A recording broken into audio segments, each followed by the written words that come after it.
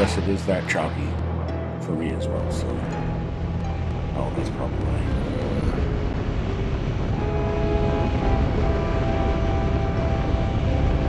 Jump the cycles up.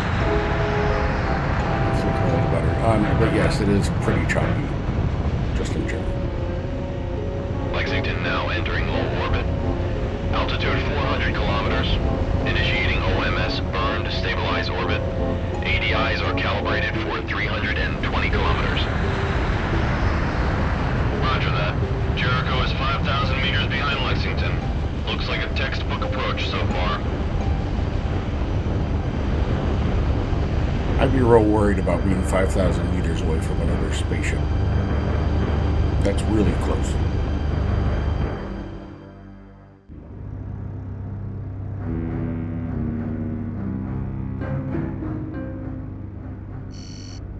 What have you got, Tran? Surface scanners have picked up a hard echo from a point 80 kilometers north of the Rift Valley in Sector 4. Is it Pandora? Jericho thinks so. They started the countdown for the launch of the planetary lander. The crew is on board, and the lander's been prepped for launch.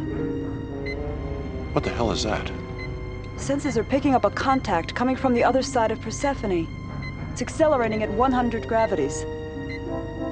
We have another contact. UN battle drones. Sound general quarters.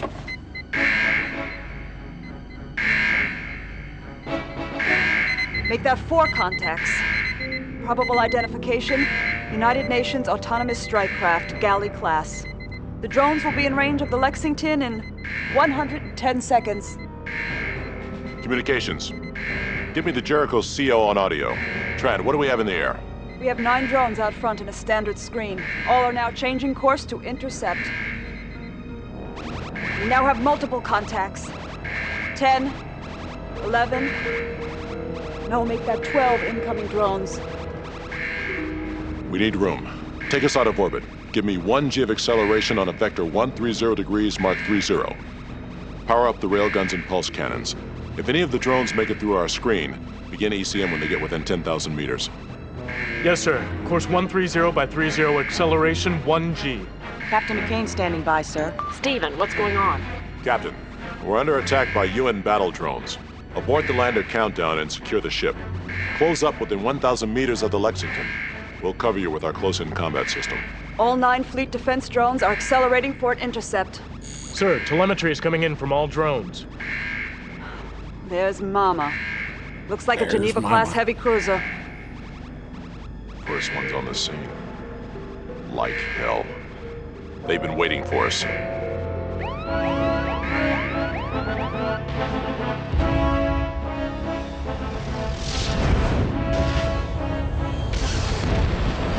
The attacking drones have engaged and destroyed my fleet defense units. There are 5 surviving UN drones. All are now decelerating and will be in range within 15, Captain McCain is 14, requesting instructions, 13, sir. 12, Stand by. 11, Hands, hear this. 10, This is the bridge. 9, Stand 8, by for combat. 7, nothing we can do. 6, 5, 4, 3, 2, Here they come. 1. Incoming drones in R6. We've been hit. Heavy damage in engineering. The Jericho has been hit. Breach on deck 2. 3 o'clock. The backup coolant systems are coming online. Mental impulse to losing coolant. This mother is going to melt down if we don't seal that system. The ICS is down. I repeat, we've lost the close-in combat system. All the coolant systems are down. We aren't gonna make it. UN vessel. This is Captain Stephen Dana of the USS Lexington. I am prepared to offer complete and unconditional surrender. I wish to evacuate my crew and that of the science vessel Jericho using intership shuttles. We are to be taken aboard your vessel and treated as prisoners of war under the Geneva Convention. Please, call off the attack. This is Commander Garrick of the UNS Dharma. Your surrender is accepted.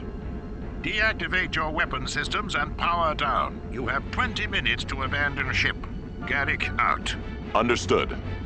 Lexington out.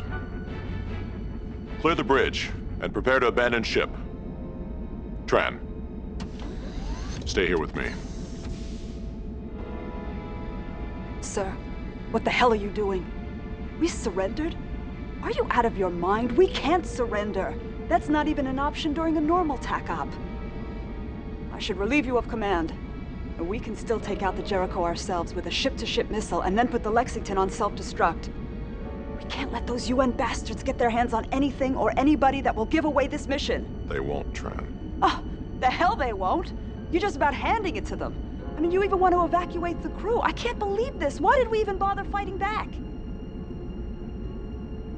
If you're finished, Commander, I don't have any intention of turning the Lexington or the Jericho over to Garrick. Sir? There's very little time. You are to take Randall down to the weapons bay and pull a 500-kiloton nuclear warhead off of a ship-to-ship missile. Now use the TAC console to arm the thing. Set the warhead to detonate based on proximity, and cancel out the mass of the Lexington and the intership shuttle. Now stow the damn thing in a compartment on the shuttle. When that's done, go and complete your final log entry and return to the shuttle bay. Do you understand me now, Tran? I'm going to sound the call to abandon ship. The crews of the Lexington and Jericho will use intership shuttles to transfer over to the Dharma. The bomb will go off when the shuttle is pulled into the Dharma's docking bay. And vaporize Garrick in that goddamn ship. Everybody in both crews will be dead. All but one. When the Dharma runs a scan of the two shuttles, most everybody has to be accounted for. I think we can get away with one missing body. I intend to leave one person on board the Lexington, unconscious. Guess who that's gonna be? It will be up to him to complete the mission. We're all dead anyway. At least we're gonna go together, Tran. I understand, Captain. Very well. I'll meet you in the shuttle bay in 15 minutes. Aye, aye, sir. It's interesting to hear somebody refer to the damn UN. Tran has taken care of loading the thermonuclear warhead on the shuttle. I've given the order to abandon ship. The crewman I've selected is unconscious on deck 2. God willing, he'll be able to patch this ship together, transfer the planetary lander from the Jericho, and finish this mission. Abandoned ship. Abandoned ship. All hands report to the shuttle bay for evacuation. Computer. End Captain's log entry. Open AV data store Melissa 4. Melissa 4.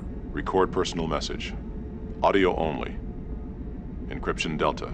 To be decoded only on access by Melissa Dana.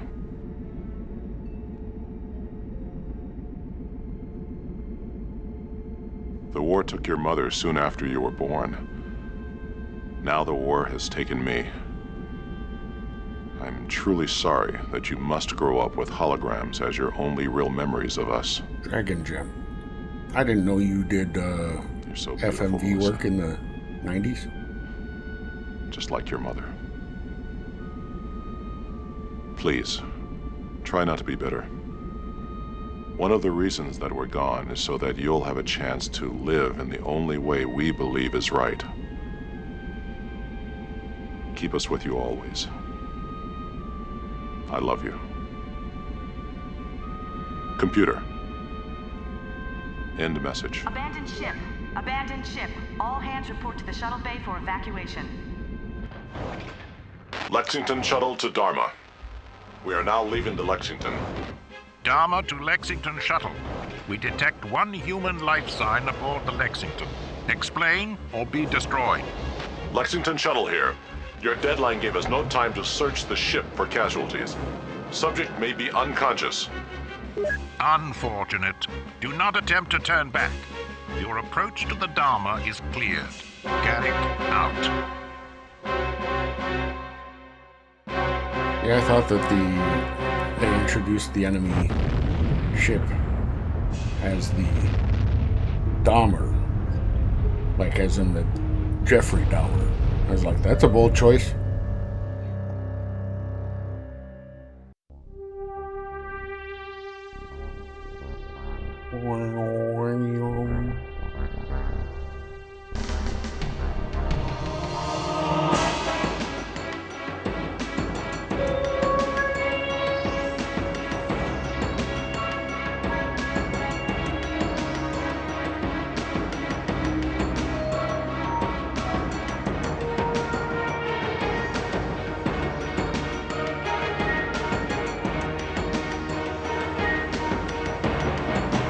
That's right, in case you didn't recognize the face, because normally he's covered up, or the voice. That was Michael Dorn, our friend Worf.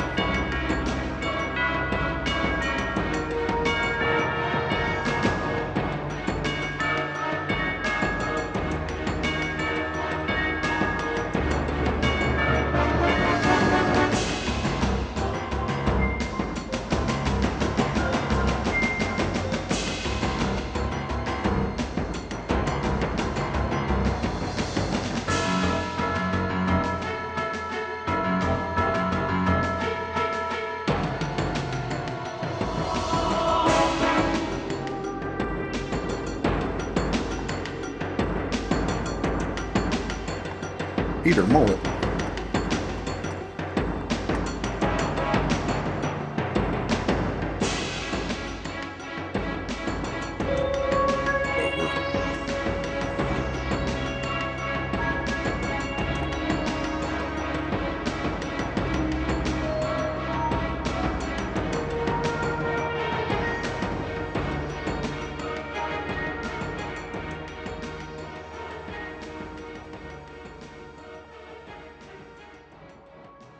This thing's on 3 CDs.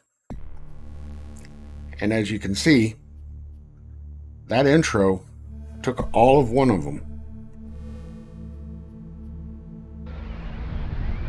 You remember the captain coming up behind you as you were heading for the elevator to abandon ship. You felt a sting from a hypo.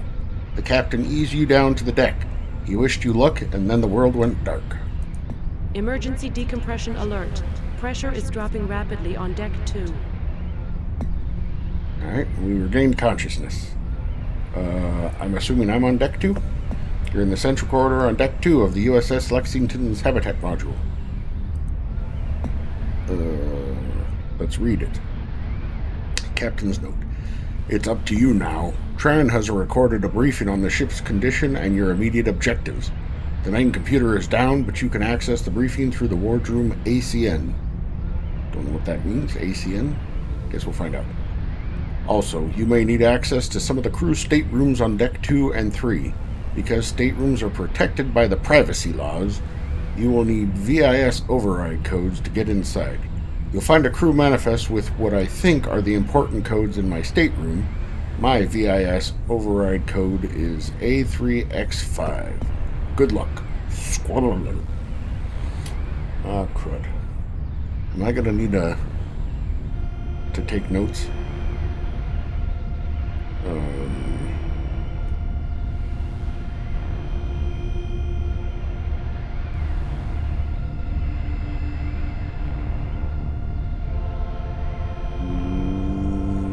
Trying to remember. Yep, that was the right one. Okay.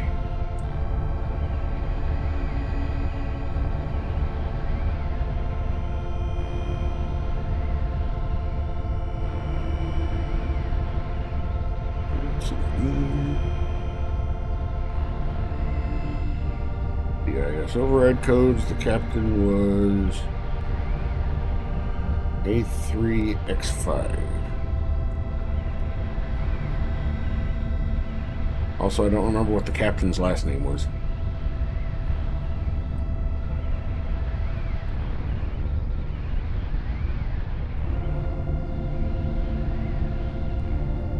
Emergency decompression alert. Pressure is dropping rapidly on deck 2.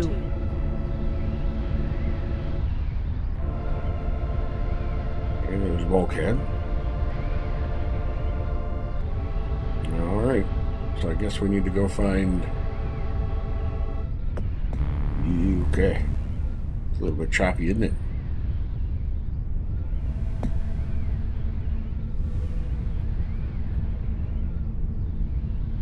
This is general purpose terminal that gives access to the ship's computer systems. What are the... Oh, that's interesting. Okay. Volumes. I think the volumes are probably okay. Let me know if...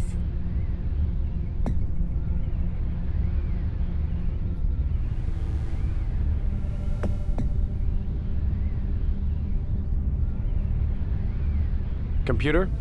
The main computer is down. Voice access to Deck 2 local systems only. Okay. Where is everybody? You are the only member of the crew currently on Deck 2. Because contact has been lost with the main computer, there is no information about crew status on any other deck. What the hell is going on? Give me a status report. Contact with the main computer system was lost at 22:31:22. Autonomic ship functions have been delegated to local nodes. At 22:45:07, internal sensors detected an impact and subsequent decompression in Deck 2, Stateroom 2 Bravo. A warning was issued to all personnel to evacuate Deck 2. At 22:50:10, all of Deck 2 was placed under damage control condition Zebra. Okay, so Deck 2, Stateroom 2 Bravo is where the decompression is. What is damage control condition Zebra? Condition Zebra is the most serious of the 4 damage containment and control procedures and is implemented only if the survival of the ship is in doubt. Condition Zebra applies to all airtight compartments that have been sealed off from the rest of the ship due to hull integrity failure. No hatches, doors, or valves leading to or from the affected compartments may be opened without the authorization of the commanding officer. Okay. What caused the impact? Unknown. The initial pressure loss was immediate and catastrophic, but was localized to one stateroom. The DCS knowledge base suggests that the damage may have been caused by a laser, particle beam, kinetic kill weapon, high-velocity micrometeorite, or a microfragment from a nearby explosion. I'm going to guess it's probably the last one. What is the DCS knowledge base? All decks are equipped with a local expert system known as the Damage Control System Knowledge Base, or DCS Knowledge Base. So they're willing to to abbreviate the damage control system, or acronymize that, but not knowledge base. Why impose condition Zebra for a loss of pressure in just one stateroom? The initial pressure loss was contained in Stateroom 2 Bravo. Unfortunately, the door leading to Stateroom 2 Bravo was not designed as an airtight fitting, and cannot withstand the pressure differential between the normal atmospheric pressure in the corridor outside and the vacuum inside the stateroom. Air is currently leaking around the door seals, an indication that the door may give way at any time. That sounds great. How do I fix the damage? Emergency hull patch kits can be found in the compartments directly over the general-purpose computer terminals installed in the common areas of each deck. Okay. What will it take to secure from condition Zebra? Hull integrity must be restored. What is the status of life support for this deck? Atmosphere replenishment for Deck 2 has been terminated in compliance with condition Zebra procedures. I need access to the other decks. Authorization from the commanding officer is required to enter or leave any compartments under condition Zebra. Right. What if I'm the last one on the ship? Would that make me commanding officer? That is correct. I need access to the other decks. Authorization from the commanding officer is required to enter or leave any compartments under condition Zebra. What if I'm the last one on the ship? Would that make me commanding officer? That is correct. It's weird that it doesn't give me, okay, I'm now the commanding officer. I'm done. Access terminated by user. Okay, she said above. Emergency decompression alert. Pressure is dropping let's take this rapidly on button. Deck 2.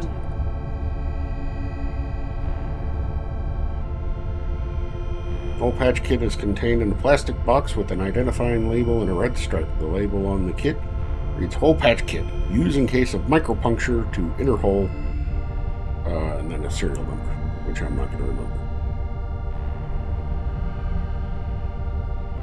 I think that's where we came from.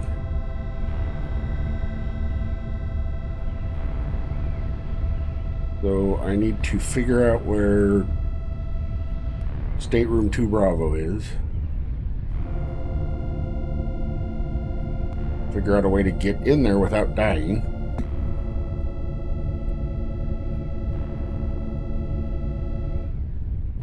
I was hoping there'd be like a status symbol or something to tell me what door this is. Well, this door's a lot bigger, huh?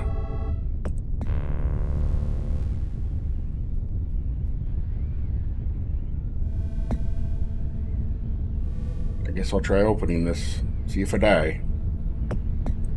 This stateroom is protected by the privacy laws. You are not the legal occupant assigned to this stateroom. A VIS override code is required to gain access to this space. Okay, so I have the captain's. I don't know if that's going to work for it or not. I guess we'll find out if this is his Access granted. stateroom. Okay, looks like it is. And I immediately didn't get sucked through a micropuncture, so... The captain's stateroom is similar to the other officers' quarters on Deck 2 and Deck 3. This stateroom is distinguished only by its location across from the wardroom. Okay, that's good to know. An official-looking bound volume sits on the captain's desk. Emergency decompression alert. Pressure is dropping rapidly on Deck 2. This is a bound report entitled USS Lexington Crew Manifest Mission 161.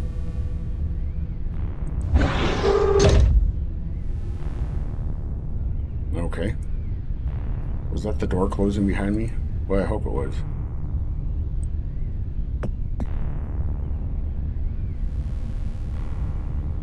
USS Lexington, Crew Manifest 161. Classified Gamma Top Secret.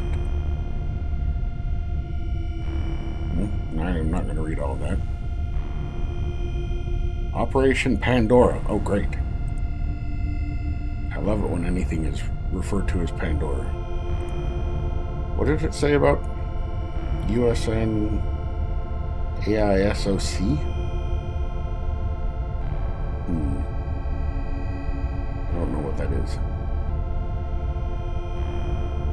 Okay, so his name was Captain Dana.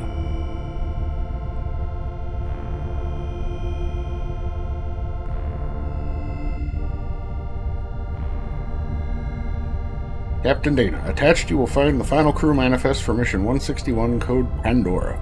Departure date 22nd February 2134. 3 new personnel assignments were created to replace members of the crew that were rotated from TACOPS, which I'm assuming is short for Tactical Operations.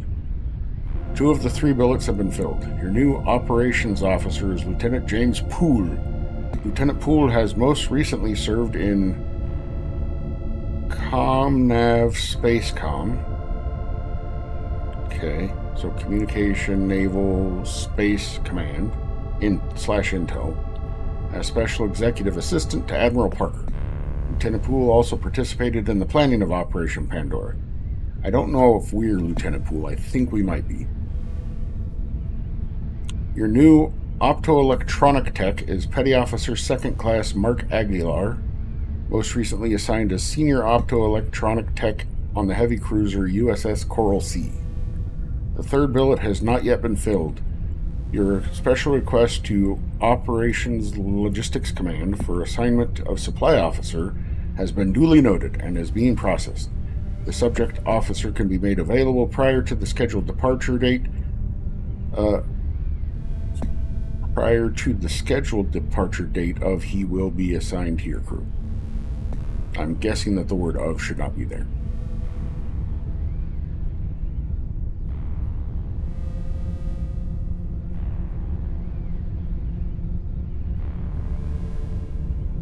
Oh, I see. OPERS is Office of Personnel. Okay. I was right about LOGCOM being Logistics Command. Commanding Officer Captain Stephen Dana. Okay. And the Executive and Weapons Officer was Lieutenant Commander Jennifer Tran. Okay, that's Tran that it keeps referring to. Medical Officer was Lieutenant Dahl. I guess let me start.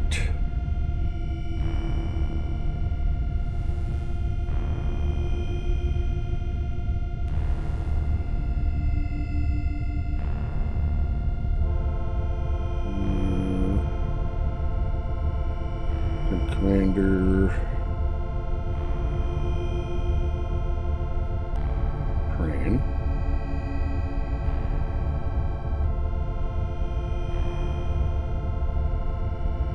Medical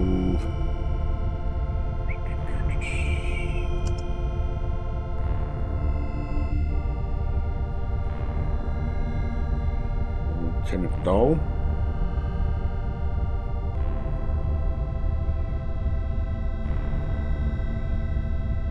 Science. Lieutenant Narang.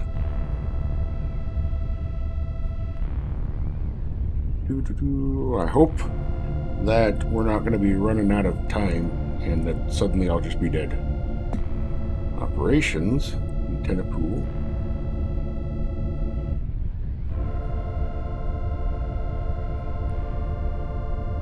Engineering is Lieutenant Olivar.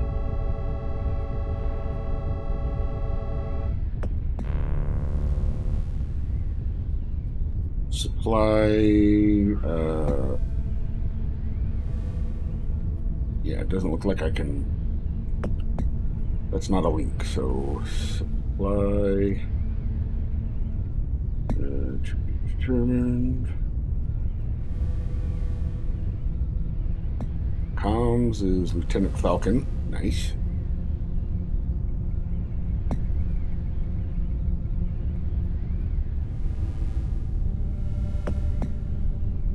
Aviation is Lieutenant Mandan.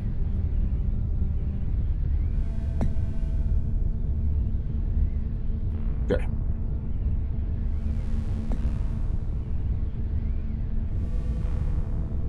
Oh boy.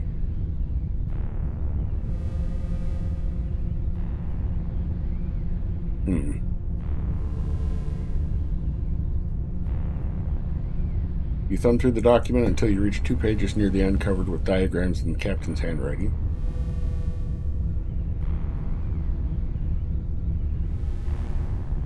Okay.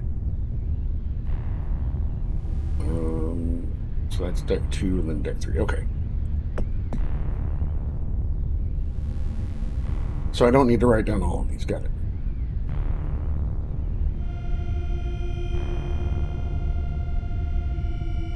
Computer deck, Ensign Moore, Cyber Systems, Chief Warrant Officer Mira, Nuke Tech, Chief Warrant Officer Kwan, Faster Than Light Systems, nice, Chief Warrant Officer Mulroney, Ordnance Tech Chief Petty Officer Rangel, DCS Tech Petty Officer First Class Rebecca Cassell, EI, not sure. Petty Officer First Class Gajardo, STASI, those are all petty officers. And then just crewmen. Okay. Yeah, I guess I might just need some actual paper then.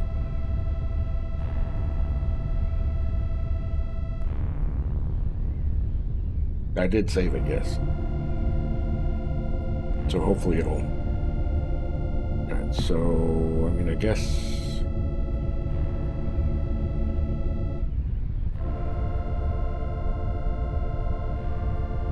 That is true.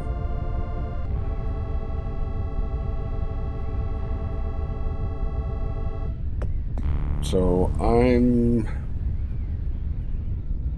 when he puts your quarters, was he talking about my quarters? Or was he talking about his quarters?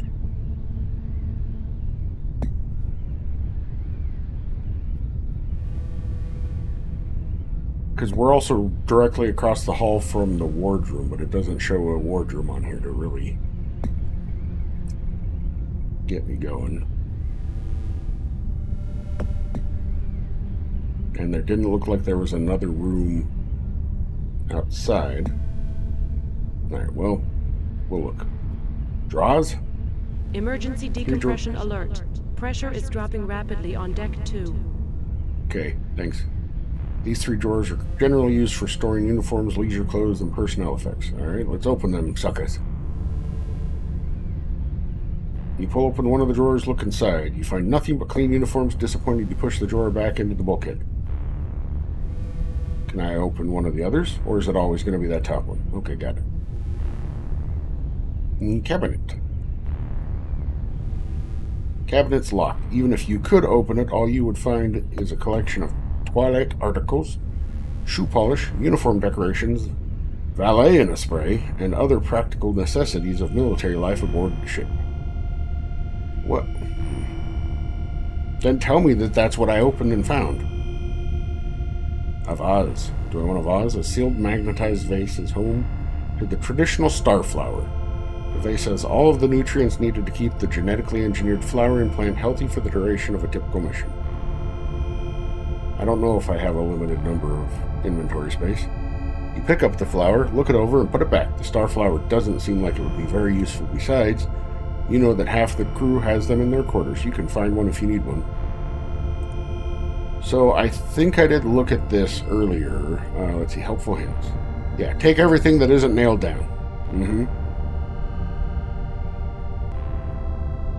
Examine the pictures carefully. Ooh.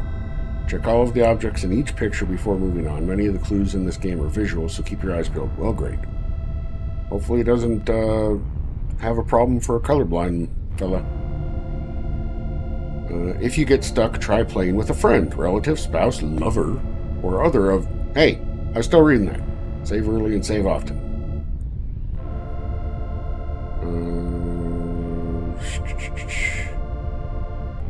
Talk to other gamers in the game forums of online services like CompuServe or Prodigy. Wow.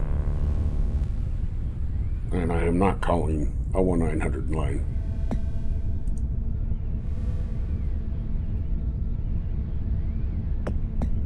Holoprint. Emergency decompression alert. A laser holoprint of Captain Dana and a young girl is propped up against the bulkhead. Laser holoprint of Earth, the Sun, and the Moon is affixed to the bulkhead. Under a holoprint of the Lexington. Okay. You open the desk drawer. Okay, let's look in that puppy. It's empty. Okay. Well, that was cool. Did you see that? It lets you try to... Okay, so that's a functionality the game has. Got it. We can't put the desk drawer on the chair. That's crazy. Functional desk chair. Okay. Standard fold-down bed. It appears to be as uncomfortable as the one in your quarters. You feel uncomfortable lying... I didn't say lie on. I said sit on. Seems somewhat how inappropriate. Now let me try lying. Yeah, okay, it just says the same thing. A chair for visitors is wedged into a corner near one of the viewports. Sit down on the chair and stare into space. After the endless void has made you feel small, insignificant, and morose, you get back up. Quartz crystal viewport looks out on the reaches of space. Can't call it a window, huh?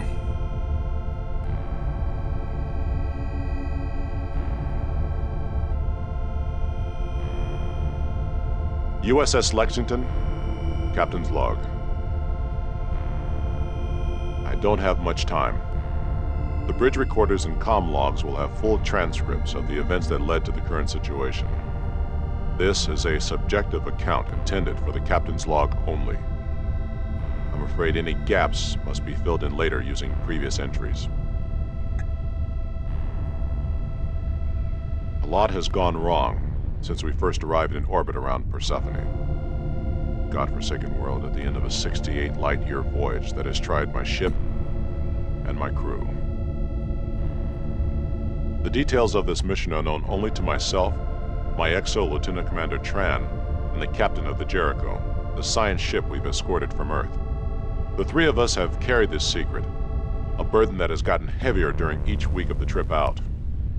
We knew that what we might find on Persephone could well help us turn the tide in the war with the United Nations.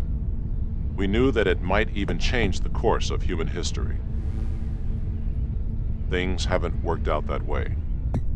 And as strange as it seems, I think the crew knew towards the end that this was going to be a one-way trip. A sense of foreboding crept over the ship as Persephone came into visual range. As we got closer, I could see it in their eyes, in their drawn and exhausted faces. I could feel it in myself, an almost palpable dread that permeated every corner of the ship. It was justified. Nothing could have prepared us for the hell that was waiting on the other side of Persephone. But Captain Dana, Emergency could you... decompression alert. Pressure is dropping rapidly on deck 2. Shut up, computer. I was trying to make a funny. But Captain Dana, could you feel it coming in the air tonight? Oh.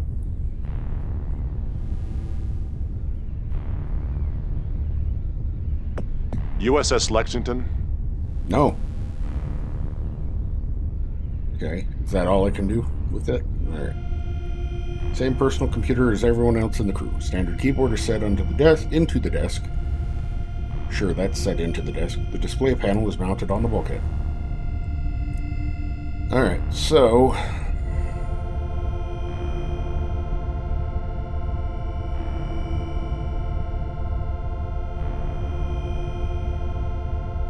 we know we're on deck 2.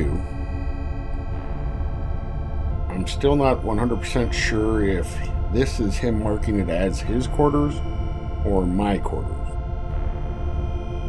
But it doesn't really make sense either way. Well, I mean, it doesn't make sense if it's his quarters. Okay, so there's just the two. There's no turning sideways here, okay? Open. So we know that this is the wardroom. And we can't go down any further, so it doesn't match what he has written. There is a corridor there, though.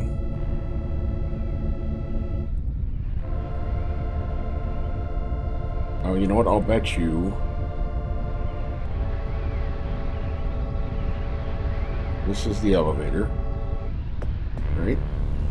Yeah, elevator. I can't leave the floor yet. That's fine. Emergency decompression alert. Pressure is dropping rapidly on deck 2. That was that really quiet for you guys?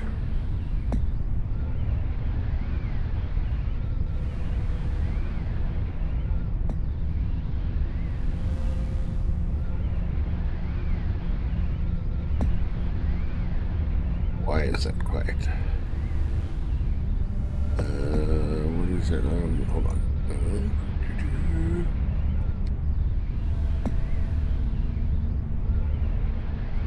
This is your life, and it's ending 1 minute at a time. Not that one. So it must be the touch portal audio. Why is it so quiet? That's weird. Alright, well, I'm going to turn that up a little bit, so hopefully we'll be able to hear. Hold on.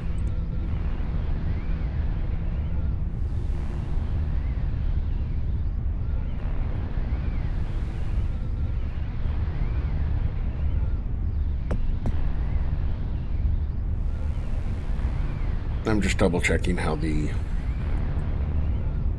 save channel point reading goes off.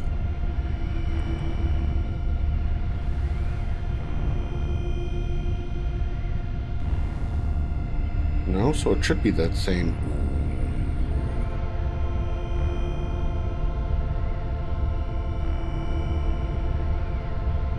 Did I somehow make that one quieter?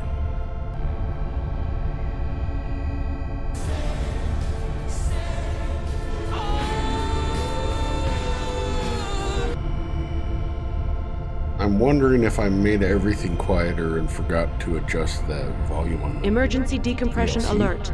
Pressure is dropping rapidly on deck 2. Let's see if this blows out everybody's ears.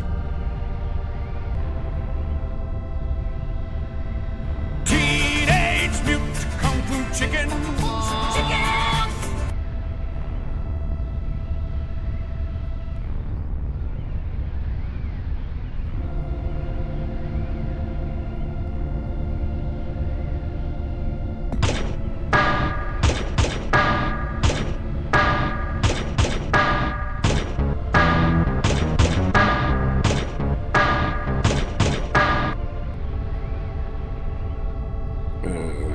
Let me go ahead and just do this.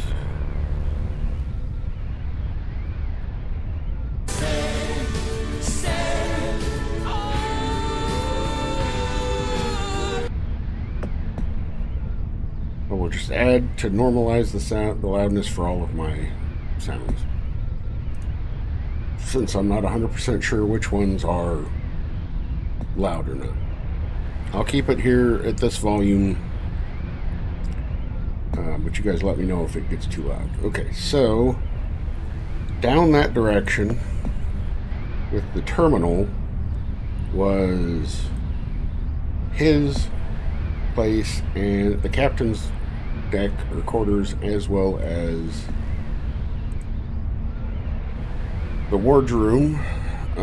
So I'm thinking that this map here is at the end of the corridor ahead, then it splits out and there's all of these things. It's kind of an odd layout, but I think that's what we're looking at here. So I'm going to have to figure out, so okay, that tells me, because he wrote this for me, that I am not Lieutenant Poole. I am some other lieutenant. I must be the supply officer.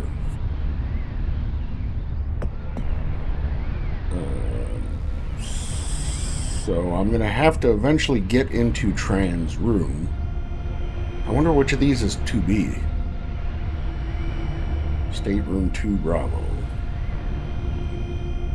Maybe here? So anyways, I know these three. I don't know Tran's or Poole's or my own.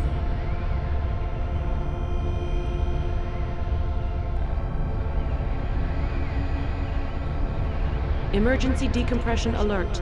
Pressure is dropping rapidly on deck 2. Okay, so this is a wider door like the wardroom door. So is this one. So I don't know what those are.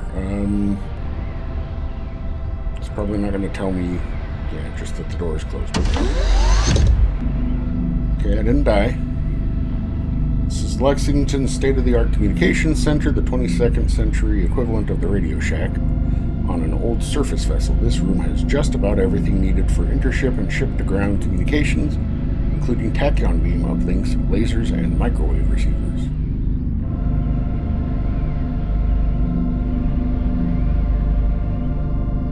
Okay.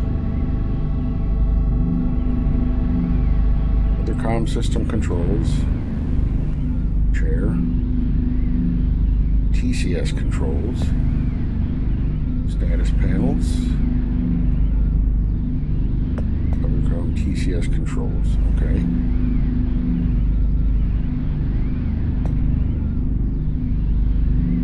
These status panels show an updated log of message traffic sent and received from both comm center stations.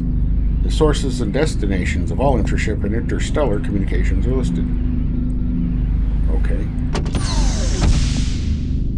The most recent listings include routine intership communications between the Lexington and the Jericho, downloads of bulletins, and low-priority traffic from the TRBO-10 Tachyon Relay Beacon, and a series of long exchanges with the Alliance base on Erebus, routed through a TRB beacon orbiting the star 70 Ophiuchi. Okay. Emergency decompression alert. Pressure is dropping rapidly. These are the touchscreen consoles, and other controls used for operating the laser, maser, and microwave communication systems. Is maser not the microwave communication systems? I thought that's what the M in maser was.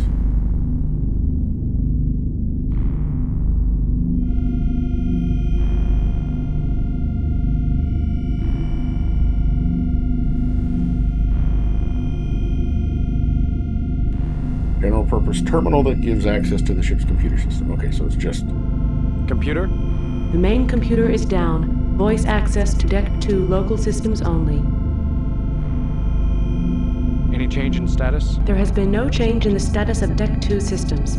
Deck 2 remains under damage control condition Zebra.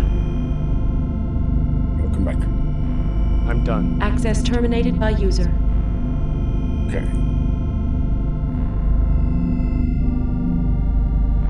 Large screen and the console underneath provide access to the faster-than-light tachyon communication system, or TCS. The TCS is the most advanced long-range communication system in history. try to bring up the TCS control interface and it prompts you for a password. When you don't enter one, it times out and displays a looping message that is currently being sent out on tachyon carrier rates. All Alliance ships, this is the USS Lexington. Hull ID, Lima Charlie Bravo Hotel 09er. Mayday, Mayday. We are under attack by a UN Geneva-class heavy cruiser. Our defensive screen has been penetrated. Our mission has been compromised. The ship has sustained serious damage. The electronics in the external communications array were shorted out by an enemy strike while we were moving the dish to acquire new transmission coordinates. Our dish is now locked in a useless position. If you receive this message, please retransmit to the Alliance base on Erebus as soon as possible. Stand by for a coded telemetry burst with mission data under paradox encryption. Under paradox encryption. Alright, does this one show the same thing? I wonder. I bet it does. All Alliance Emergency decompression alert. Pressure is dropping rapidly on deck 2. Okay, and just sitting at the chair in front of a panel or control is going to automatically use those panels or controls. Okay. Well, like these doors keep closing behind me loudly.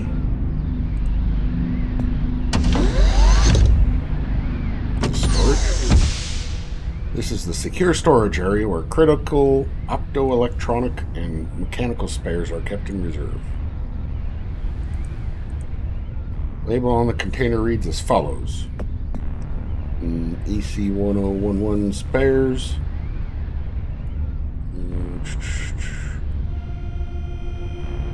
From December, maybe? Norton, Massachusetts. Okay. Lots of spare things. Cardinal Comp. Oh, I see. So this was DEC Norton in Massachusetts. This is Cardinal Complex Systems in San Diego. Tong Cyberdyne in Singapore, okay. Penang Electronics in Kuala Lumpur. Malaysia seems to be missing a letter. But maybe it's Malaysia without the Y in the future. Also Tong Cyberdyne.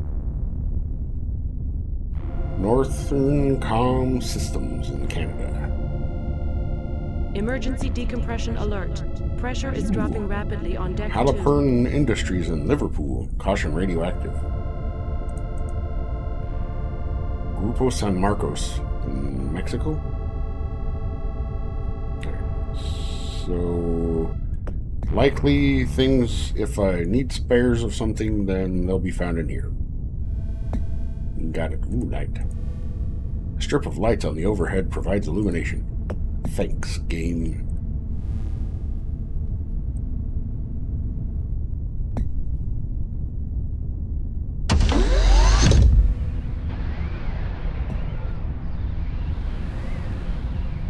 So I can hear the wind getting sucked through one of the doors here.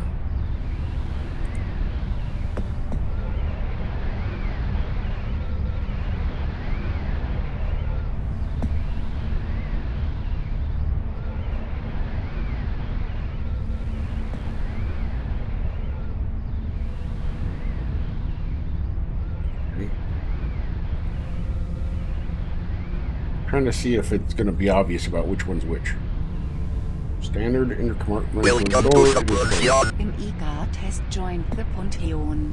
Meow meow meow meow meow meow meow meow meow meow meow meow meow meow meow meow meow. Hey, Amy Cat, welcome in, and thank you very much for the resubscription. 36 months, wow.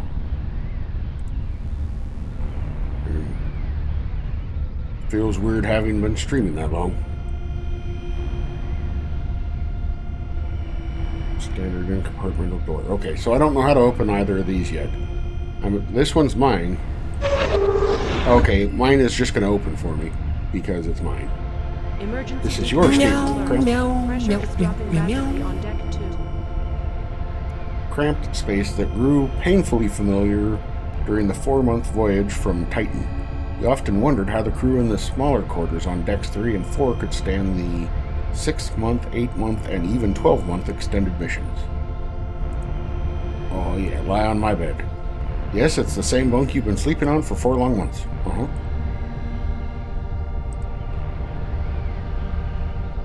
An old paperweight? This is an old planetary-style paperweight. It relies on gravitational pull to hold down papers. You have the paperweight in one hand.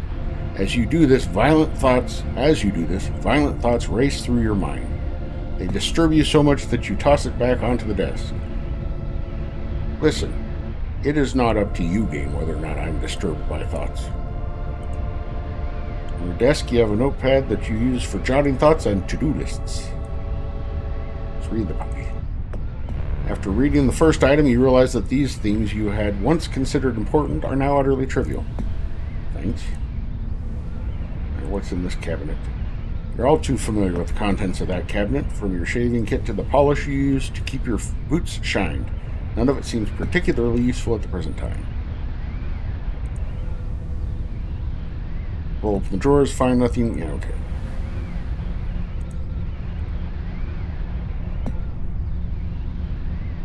There's something in there. You know what is in your desk drawer, and none of it is very interesting.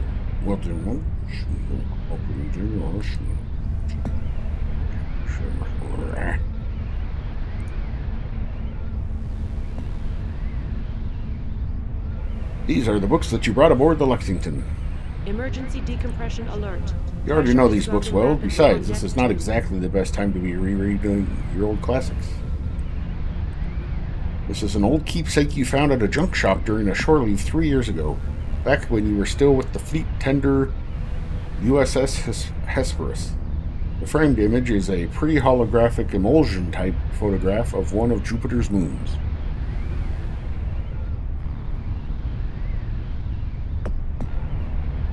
A file pack of your personal effects sits on the floor of your stateroom.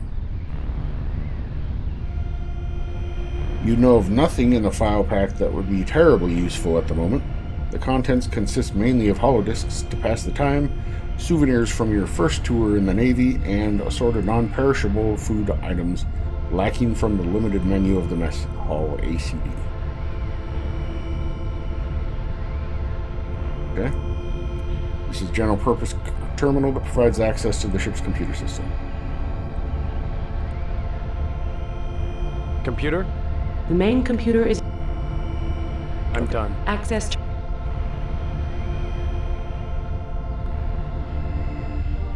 Nothing horribly useful.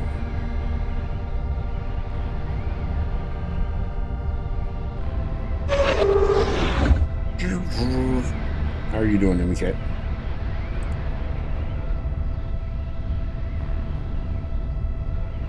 There's a sign above that. This stateroom is protected by the privacy laws. You are not the legal occupant assigned to this stateroom. A VIS override code is required to gain access to this space. Okay. So, we're not going to know that one because... Oops. Because that's pools. We're not going to know the one to the left of this because that is trans. No, doll. We do know the one to the left of it. Okay, we don't know the one to the left of that. All right, let's go try doll.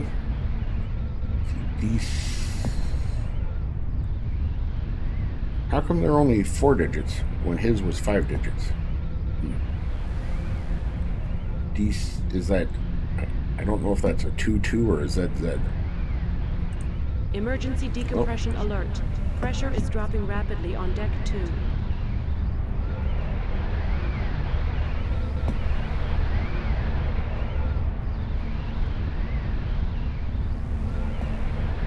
This stateroom is protected by the privacy laws. You are not the legal occupant assigned to this stateroom. A VIS override code is required to gain access to this space. Access granted. Weapons such us out into space because this is the one with the... No? Okay. A safe? Why this mofo got a safe? A heavy safe made of Erica alloy is secured to the bulkhead. You wondered briefly about the locking mechanism, but a binocular eyepiece to one side of the safe room or safe door is a dead giveaway. The safe is equipped with a retinal scanner.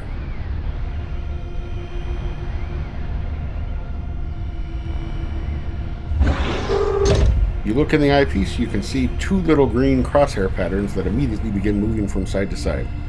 The retinal scanner hums and chatters to itself, but your retinal pattern is not key-coded in the scanner's memory. Nothing else happens. Disorganized pile of books sits on the medical officer's desk. They are mostly old philosophy books with titles like Wave-Particle Duality and the Nature of Self, The Tao of Computer-Assisted Healing, and Beyond Spaceship Earth, Searching for a Meaning in the Universe. Yeah, it's pretty funny. This one, The Tao of Computer-Assisted Healing, is a play on the Zen of motorcycle repair. These drawers appear to be locked.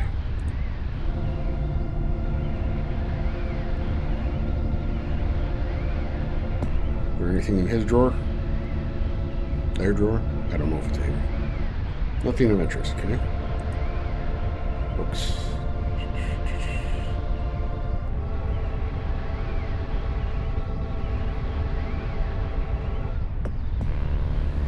This is just a general purpose computer, so probably Computer? not. The main computer. Yeah, okay. I'm done. Access terminate.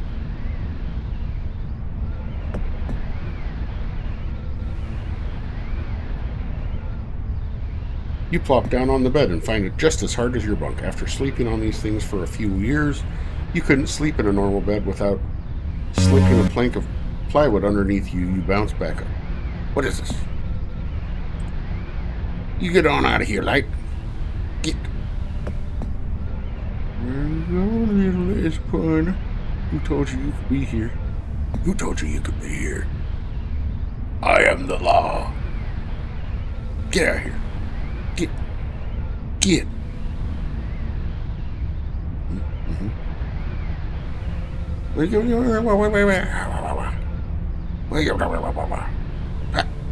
Mm-hmm.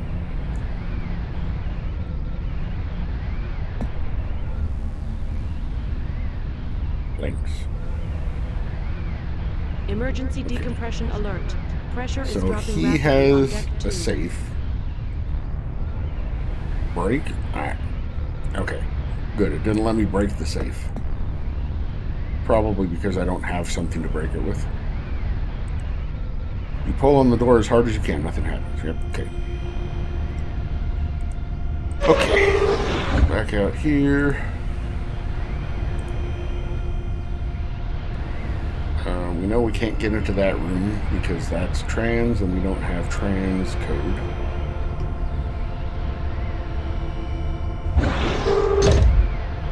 Seems to be a breeze here. You can hear a high keening whistle coming from the vicinity of one of the doors.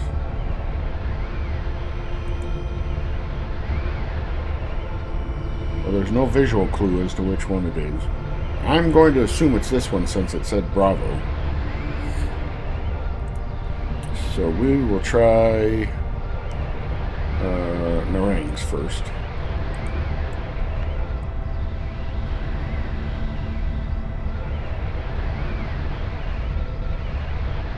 EX11.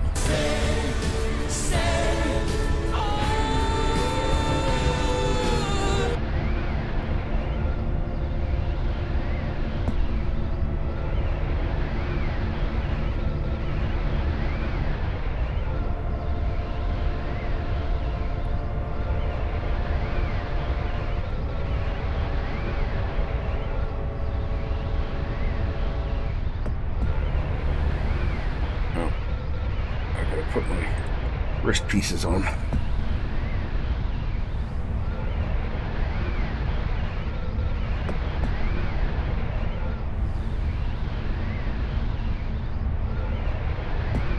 Emergency decompression alert. Pressure is dropping rapidly on deck 2.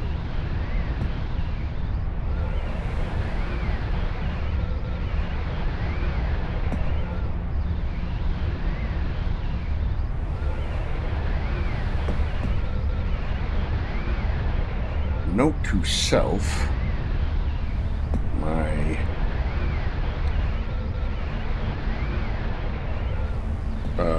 Using the controller doesn't make my wrists ache. But using the keyboard, or rather the mouse at least, does. Alright.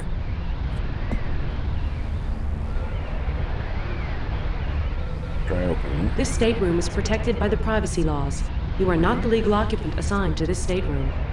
A VIS override code is required to gain access to this space. Well, that's nice. I already identified which one was from the other one, so it removed it from the list. Access granted.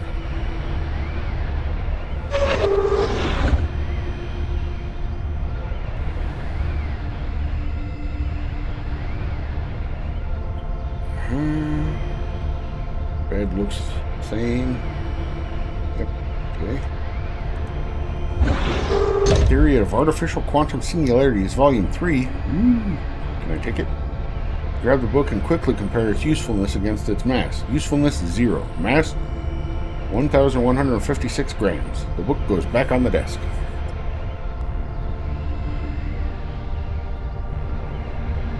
So there's books and book. Appears to be a collection of various ancient scientific books, including such titles as Darwin's The Voyage of the Beagle, Watson's Double Helix, and Eckhart's classic Unified Field Theory. A molecular model of the metallic crystalline Erica alloy sits on Taiwan Tarong's desk. Tarong studied quantum chemistry as a hobby, and he was fascinated with the seemingly impossible composition of the famous Hull alloy.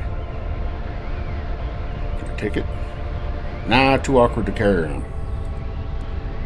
A holoprint of the planet Delta Pavonis 5 is affixed to the bulkhead. The planet is currently uninhabited except for a small research station, but it has potential as a colony site. Holoprint of the colony world of Erebus is affixed to the bulkhead. Erebus is one of 2 major human colonies, a frozen ball of ice orbiting the star 70 Ophiuchi.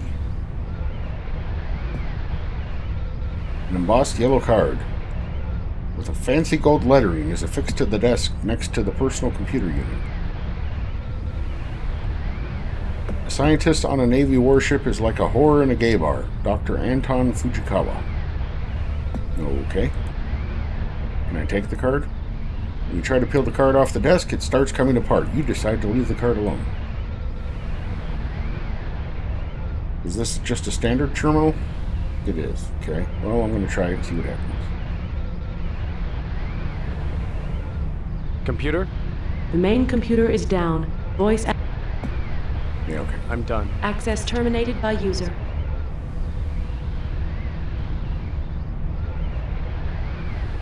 Oh, no. I gotta look at his drawers. And I said drawers. And cabinet. It's locked. Okay. Emergency decompression alert. Pressure is dropping Nothing there but useless stuff. Desk drawer. Nothing of interest. Okay.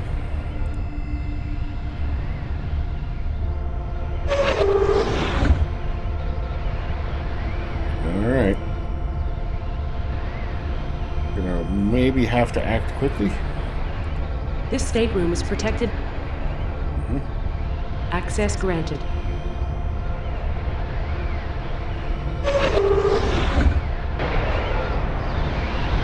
As soon as the door opens, you are pulled off your feet and through the door by a blast of air that feels like a hurricane. You're slammed into the bulkhead on the far side of the stateroom, lose consciousness for a brief instant, and when you come to, all health seems to have broken loose.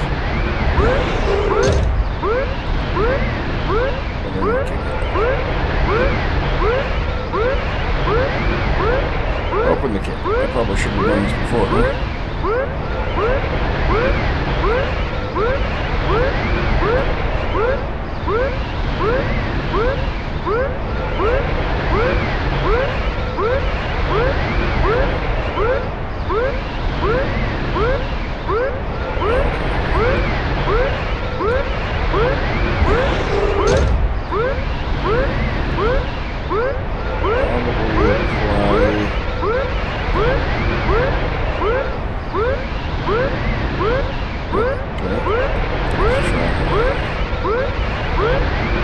some molecular glue on the patch.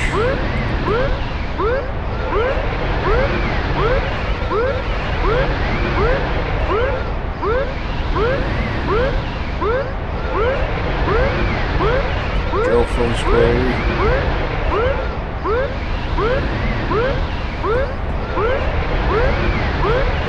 What's happening? The container produces a fluffy cloud of foam that hangs in the air for a brief moment before being sucked towards the puncture. As the foam is pulled through the hole, it sticks to the surrounding metal. Soon the shriek of escaping air becomes a whimper and then it stops completely. Emergency decompression alert. Pressure is dropping rapidly on deck 2.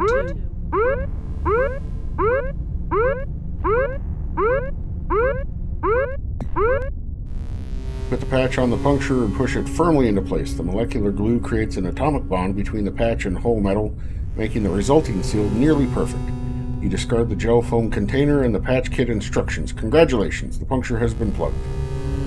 Nice.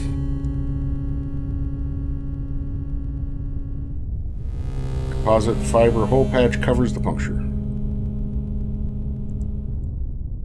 Chipped holodisc sits on the floor. Lurid red holographic label is printed on the front of the disc.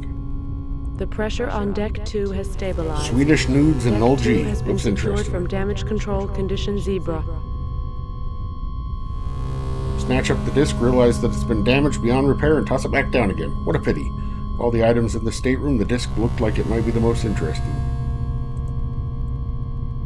A book has dropped on the bed. It is entitled Mars, a Macro-Engineering Challenge for the 23rd Century. Okay. 1995 grams. You know, if it's telling us the grams of these, I'm wondering if I'm going to have to do some sort of a weight puzzle at some point. Appears to be a treatise on terraforming Mars. You smile sadly as you read a few words from one of the pages. The last thing on anybody's mind after 20 years of war is an ambitious mega project like terraforming. Holographic images of fusion plasma as art lies on the floor. Okay.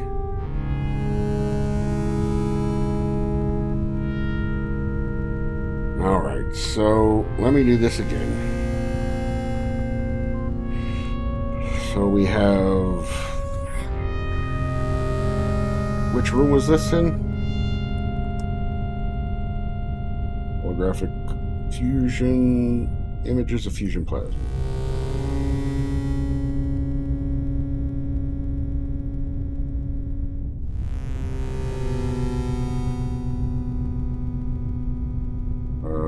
Not Durang. Not... Tang, not Pool. I think it was Dolls.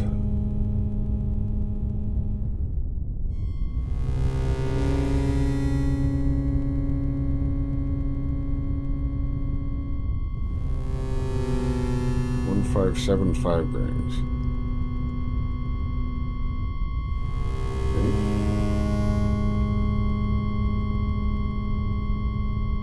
Book is filled with high-quality computer-enhanced holograms of the patterns created by star-hot plasma inside various thrust chambers and containment fields. Interesting? Maybe. Art? Not really.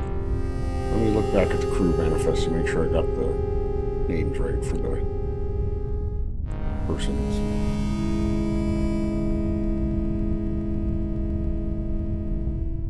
Olivar.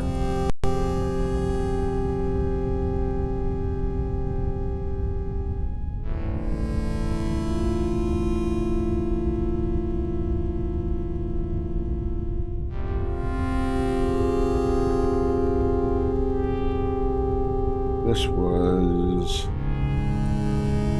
Mars Macro-Engineering Bed of Olivar.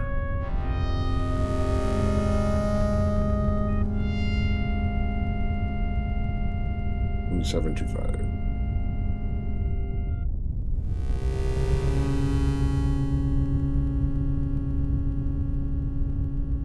Another book where you fix the puncture. It's a volume entitled The Collector's Coffee Table Book of Orbital Platforms. Platforms. desk. Bolivar.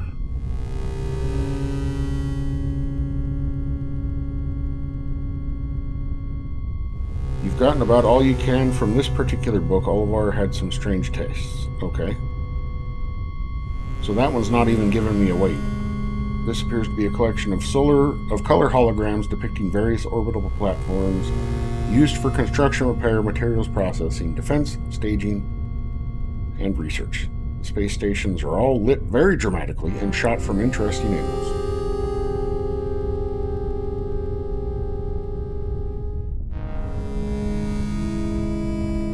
Book on the desk. Book has dropped onto the surface of the desk. Okay.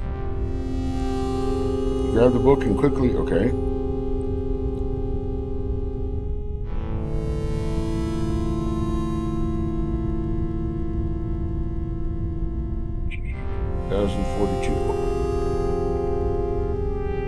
Didn't tell us what the title was, which is interesting. Glance at the title, Frontiers of Nanotechnology.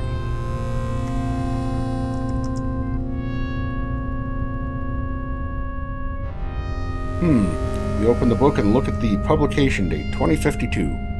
Olivar must have this around for sentimental reasons. The frontiers of 2052 are the backwaters of 2134.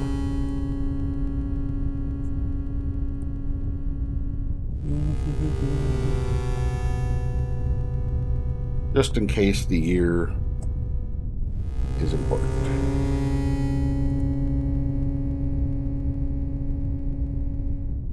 Cabinet's locked.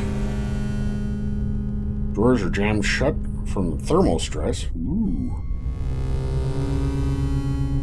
Try to open the desk drawers, but they're unsuccessful. It's jammed from the thermal stress created during the impact. It stopped letting you type.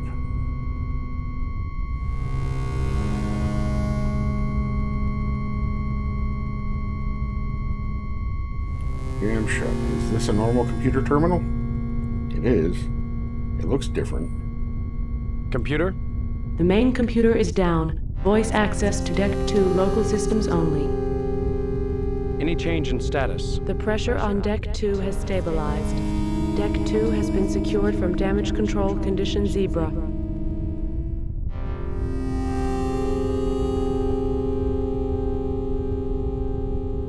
Any change in status? No change in status. I'm done. Access to... Okay, so at least I don't have to worry about the puncture going.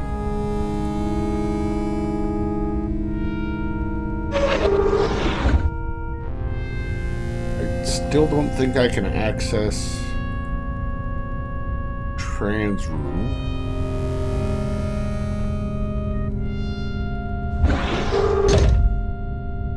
This stateroom is protected by the... Yeah.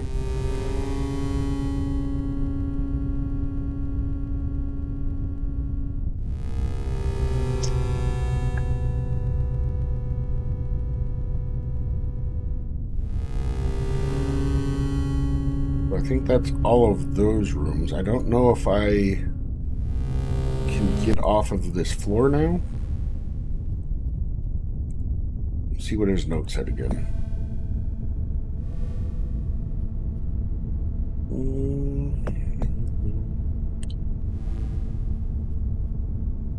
Yeah, so I'm guessing I need to go down to floor 3 because I have some stateroom manifests down there. Or some viz codes for rooms down there.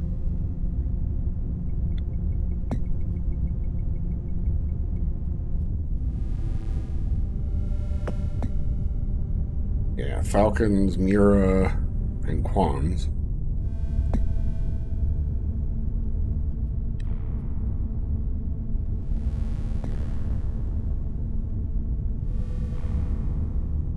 We're gonna walk down to electric corridor.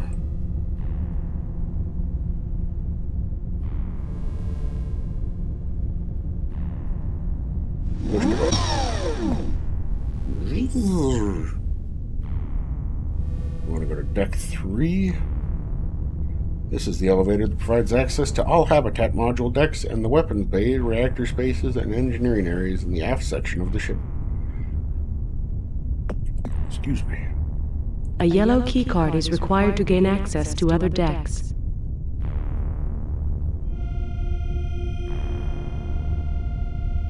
Okay. So we saw that yellow card like stuck to the desk of that one thing, but it was something about it wasn't coming off properly. I don't think I tried the wardroom. Let me try the wardroom.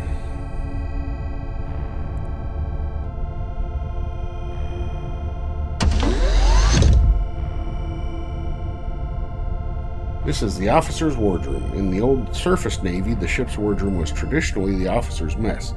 The Lexington wardroom serves more as a conference room for briefings and meetings. Bunch of panel displays, a conference table, paintings. One of 4 paintings created by Beth Aronor Kalb in 2131 to commemorate the Lexington's 15th year in service. Okay. 2131.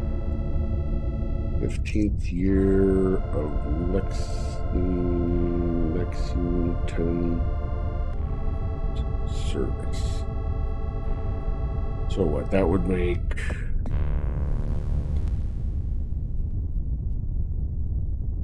God, I hate my brain sometimes. 16? 2116 would be when it was commissioned. Does that sound right? 2131 minus 15? Hold on.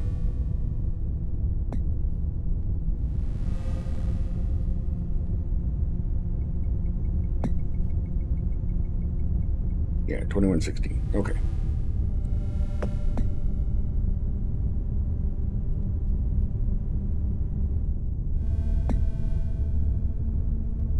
In this painting, the Lexington is returning to Earth for repairs after the historic confrontation with the UN heavy cruisers Beijing and Kiev. In this painting, the Lexington is shown blasting into action at 4 gravities during the battle for Delta Pavonis V5 in 2121. Alright. Ow.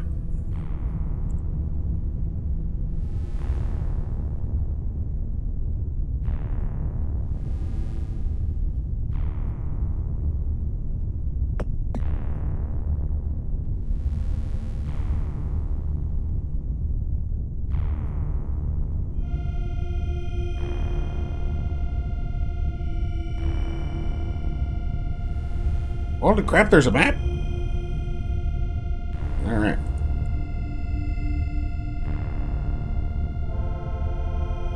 Returning to Earth for repairs after the historic confrontation with the UN heavy cruisers. So that doesn't give us a date.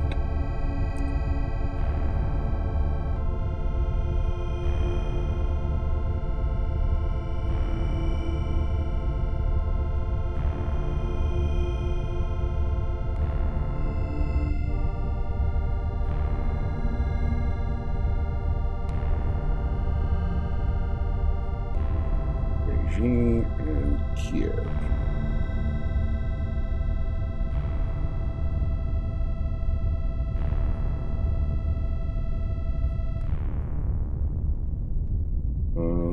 In this painting, Lexington's first captain, Barbara Cochran, has left the ship in an EVA maneuvering suit in order to conduct a traditional external inspection of Lexington's hull. Okay. First captain. You know what? I'm betting 4 G's.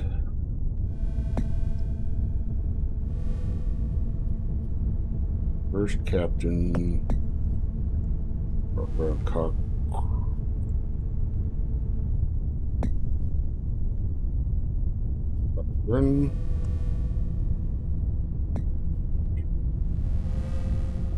Yeah.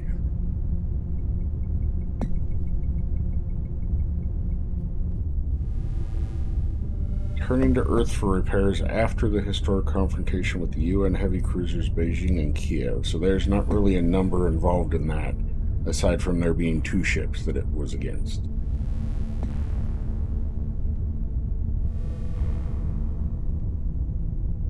This painting depicts the Lexington hanging in space near Earth Sun after completing her first combat mission at L52.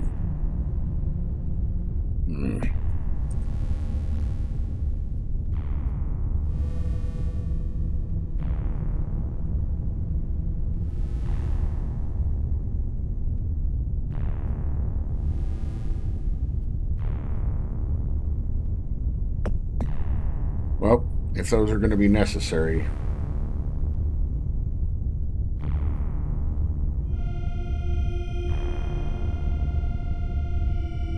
So that's the captain's stateroom down in the lower right there. I can't really keep this up, can I? Yeah, clicking it doesn't do anything.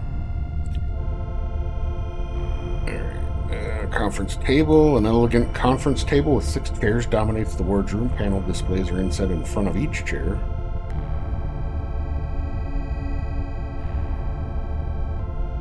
USS Lexington as part of USN SOC.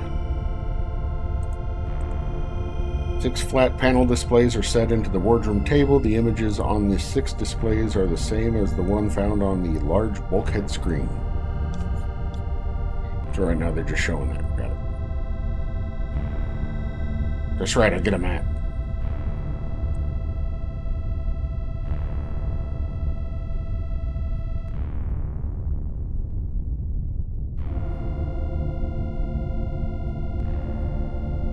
Scale model of the USS Lexington is on display. The model is exquisitely detailed. Small brass plaque is mounted on the display case. Plaque reads as follows: Lexington, Lima Charlie Bravo Hotel 09er, scale 900:1, presented with pride to the crew of the Lexington by Lieutenant James Poole. Huh? So just earlier here. A gray plaque. Reads USS Lexington, ASOC, commissioned December 28th, 2114. Well, that's interesting, because we had it being 15 years of service was 2131, which would have put it at 2116. Interesting. Keyhole. Circular slot is set into the base of the display case next to the brass plaque. It looks like a keyhole. Break. You can't break the keyhole. Shh. Just tell it some jokes. What did the 0 say to the 8? That belt looks good on you.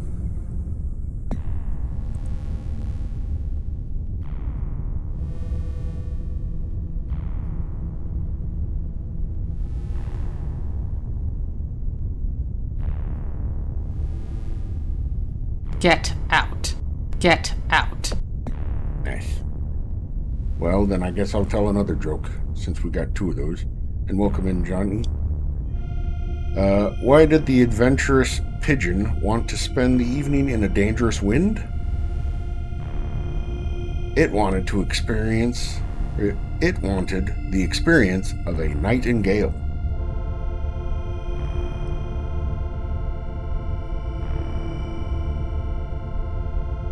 Large flat panel display set into the far bulkhead. Rectangular clusters of controls for the bulkhead screen sit on either side of the screen itself. I'm sure you're wondering what's going on. I'll explain. You are probably aware that the Lexington was attacked by a UN ship. We were outgunned and on the verge of being destroyed when Captain Dana notified the UN captain of our desire to surrender. Garrick agreed to take the crew of the Lexington and Jericho aboard before destroying both ships. As I record this message, Garrick is waiting for us to transfer over to his ship on the Lexington shuttle. You are the only one left behind. If we're lucky, the UN bastard will ignore one crewman left on board the Lexington. We intend to detonate a thermonuclear device after our shuttle has been taken aboard the UN vessel. This will completely destroy their ship. It will also kill everyone on board both shuttles. This should leave you free to complete our mission. There is nothing more important than this mission, including the lives of the crew.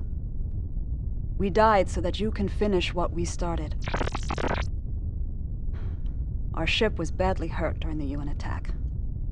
The first thing you must do is deal with the worst of the battle damage. There are problems which directly threaten the near-term survival of the ship. Now, first of all, the primary power reactor is headed for a meltdown because the coolant system has failed.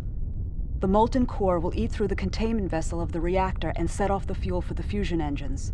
The resulting explosion will completely destroy the Lexington and the nearby Jericho. You need to get to engineering and stop the runaway chain reaction. The meltdown is the top priority. When you deal with that problem, then you must get the central computer back in operation. Without that, you cannot complete the mission. Currently, all computer processing has been delegated to the smaller, decentralized computers that exist on each deck of the ship. They do not communicate with each other except on a very primitive level, enough to keep what you might think of as subconscious ship functions going. There is no overall guiding intelligence in these autonomous systems. The ship's central computer is made up of Turing cores and is home to the complex software that gives the ship's computer its smarts. The higher functions of the ship's brain reside in the central computer cores. These cores are currently inoperative.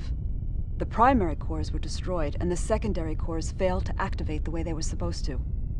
You must get the central computer back online. I've recorded one more message. You'll hear from me again when you get the central computer back in operation. I have key-coded the message so that the higher functions of the main computer will pick it up and display it for you as soon as the central cores are once again operational. Good luck, and be careful. Tran out. As soon as the message ends, the ACN spits out a plastic card. Tran must have programmed the unit to regurgitate the card as soon as the brief ended. Oh, okay, well, there's my yellow card. Small plastic card with a yellow stripe. Okay.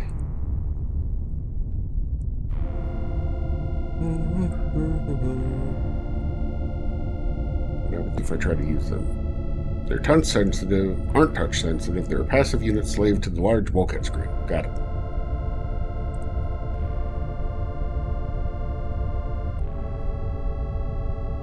These transitions moving around and stuff are slightly nausea-inducing for me. Hello, darkness. Welcome in.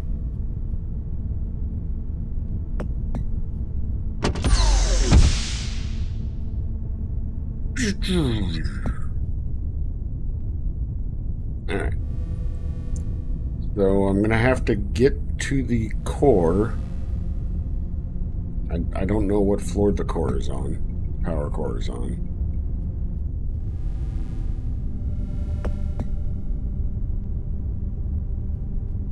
You're very welcome.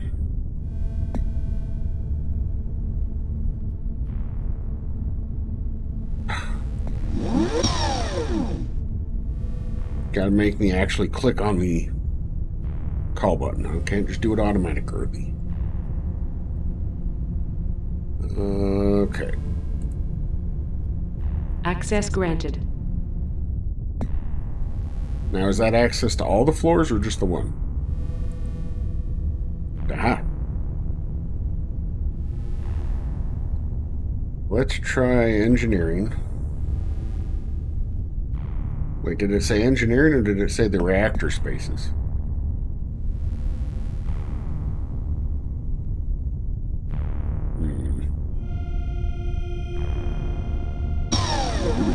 Guess we'll try reactor spaces. I probably should have saved.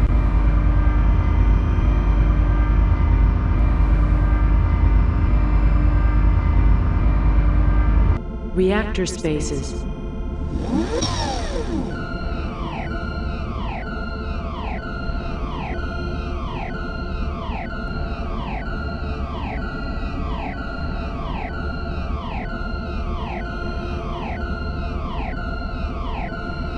No, we don't really have a log.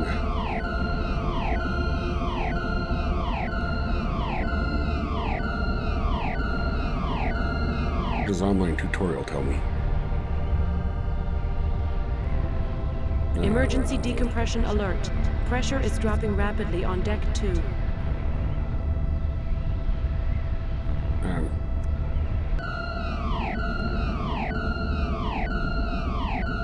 Okay.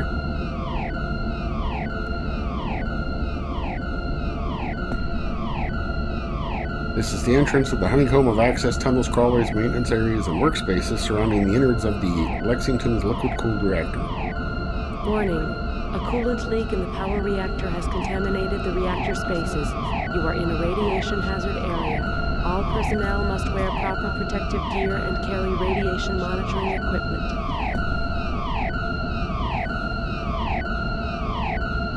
Okay, they could have told me that before I went down the ladder. The elevator won't go down to engineering, so the only way to get through is to go down through 5 levels of vertical access tunnels and reactor maintenance areas. One of the reactor maintenance areas, portals in the deck lead to access tunnels that thread through the cramped coolant pipes, pumps, sensors, and control nodes. Unfortunately, if Tran is right and the coolant system is damaged, then radioactive coolant may have spilled into some of the tunnels. You can't get your hands on a rad suit. The radiation protection gear is all down in the engineering. Warning. A coolant leak in the power reactor has contaminated the reactor spaces. You are in a radiation hazard area. All personnel must wear proper protective gear and carry radiation monitoring equipment. Sheesh. This means you may need to navigate through the reactor spaces without a rad suit. This would be a dangerous exercise. There wouldn't be any way to tell just by looking which tunnels were contaminated. Okay.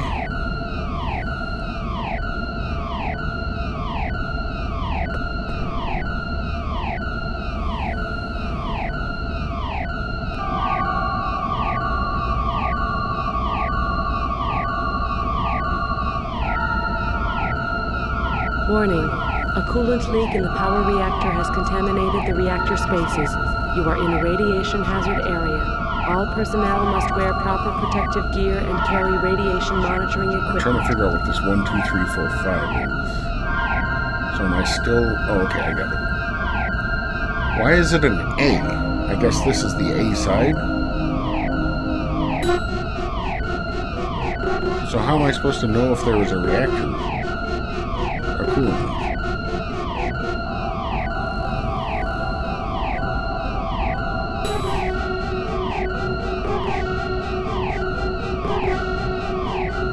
Well, we just got into it, so I'm guessing no.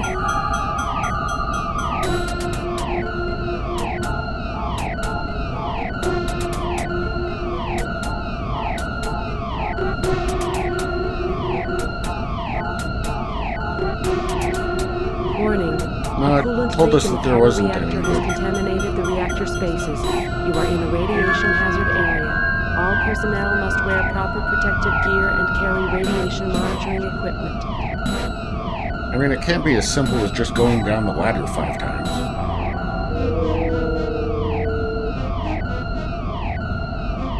Can it?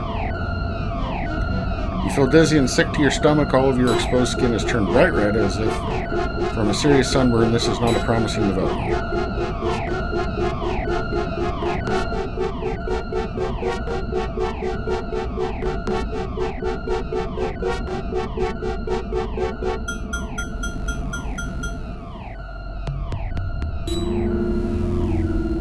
Oh, am I dead?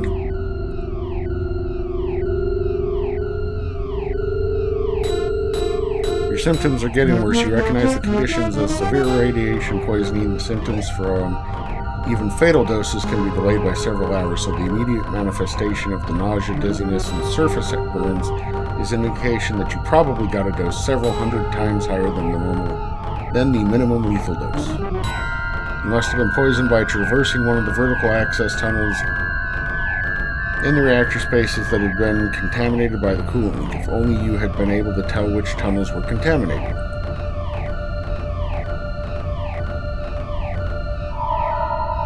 Right.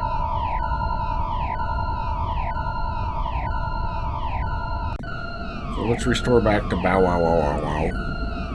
And we're just going to go up to level deck 3. And I'll go look in the crew quarters that are there that I have access to and see if there's anything that might help me with that. Deck 3. Why did the stadium get so hot after the game? Because all the fans left.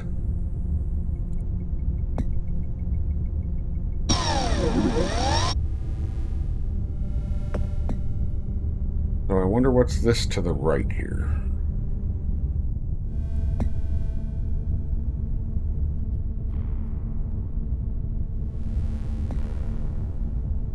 So I can change the volumes. Get out.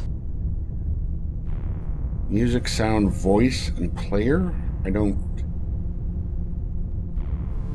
Yeah.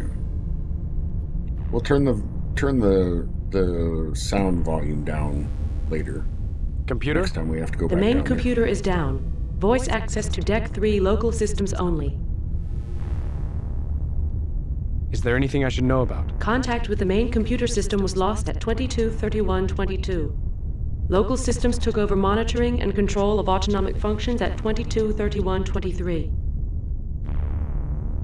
Has anything changed? No change in status. I've heard all this before. That is not a command or query. I'm done. Access terminated by user. That is not a command or query.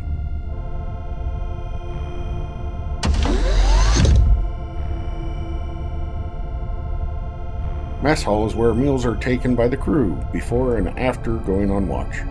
A self-serve food dispenser takes the place of the mess cooks of old.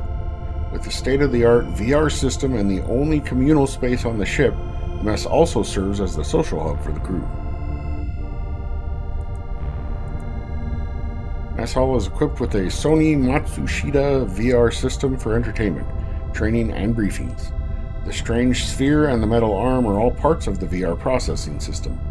The holograms and surround sound audio are generated here and projected via the panels along the ceiling.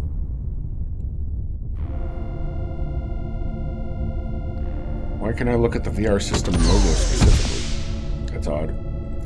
It appears to be a Karaoke-tron VR, no doubt a whimsical reference to one of the most obnoxious consumer electronic devices to sweep the world during the late 20th and early 21st centuries. Why is there a look at versus a read?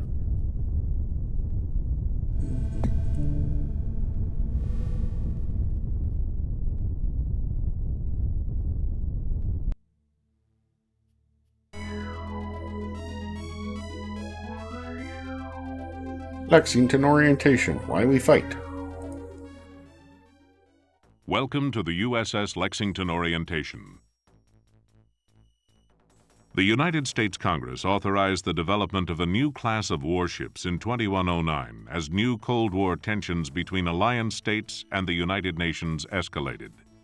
These ships were designated as light cruisers Bunker Hill class and were designed to be fast, lightly armored, and heavily armed. The USS Lexington is one of 9 Bunker Hill light cruisers built between 2111 and 2127. During the first half of 2133, the Lexington was the first Bunker Hill-class ship to undergo an extensive modernization at the McHenry yards around Starhome. She was equipped with brand-new weapon systems, an improved interplanetary drive, a new computer system, and an upgraded communication system. The Lexington is equipped with 3 propulsion systems. The first propulsion system is the Orbital Maneuvering System, or OMS. The OMS consists of several chemical reaction thrusters for use when in orbit or when maneuvering in close proximity to other ships. The second propulsion system is the Interplanetary Drive, used for travel inside a star system. 4 deuterium-tritium fusion pulse drive engines are fed by a linear accelerator that runs down the spine of the ship from fuel tanks mounted near the bow. A continuous stream of microscopic frozen deuterium-tritium fuel pellets is accelerated into the 4 thrust chambers with magnetic containment at the stern of the ship. high-energy lasers bombard the fuel pellets and create a fusion reaction by implosion. Thrust is channeled backwards. A fraction of the resulting energy is fed back into large capacitors which are used to fire the lasers for the next explosion. The interplanetary drive can produce and maintain a constant acceleration of up to 6 gravities for extended periods. Large radiator fins on the outside of the ship help to regulate temperature. The third propulsion system is the Talsetto faster-than-light jump drive, located on the boom forward of the bow. The jump drive allows instantaneous travel along threads of space-time deformation that exist between the Talsetto jump points found in many star systems. A conventional liquid-cooled nuclear reactor mounted forward of the engineering compartments of the ship is used to charge the capacitors for the ignition of the fusion engines and provide power for the linear accelerator, life support, and all of the ship's electrical systems. The Lexington's principal weapons system is a complement of 18 Lockheed Martin RC-09 Basilisk multi-mission autonomous strike craft, also known as battle drones. Up to 9 of the 18 drones can be active at one time. The drones are deployed using rotary launchers mounted in 3 weapons bays. These bays are arrayed in an equilateral triangle around the core of the ship. Each drone is capable of carrying several types of ordnance mounted on standard hardpoints on the dorsal and ventral surfaces. Drone weapons include anti-ship missiles, torpedoes, particle beam guns, railgun cannons, and lasers. A Basilisk drone with a full combat ordnance load is capable of accelerating at 100 gravities. The Lexington is also armed with a Close-In Combat System, or CICS, that serves as a weapon system of last resort if any enemy drones or long-range weapons penetrate a defensive screen of Basilisk drones.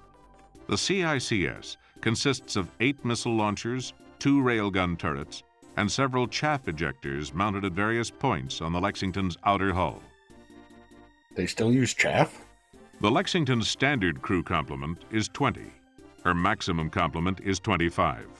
The crew is housed in the habitat module of the Lexington, a large rectangular structure mounted well forward of the reactor and fusion engines.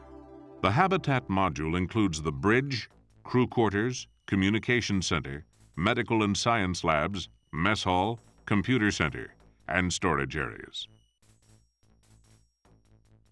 With a combination of speed, range, and firepower, the USS Lexington is able to project Alliance military strength out to the farthest star systems. She has proven herself in combat and has a distinguished service record built over a period of years. Yet she also has some of the newest and best technology available. Veteran officers and enlisted personnel vie for the privilege of serving on the Lexington and contributing to the continuing story of one of the most capable ships in the Alliance fleet.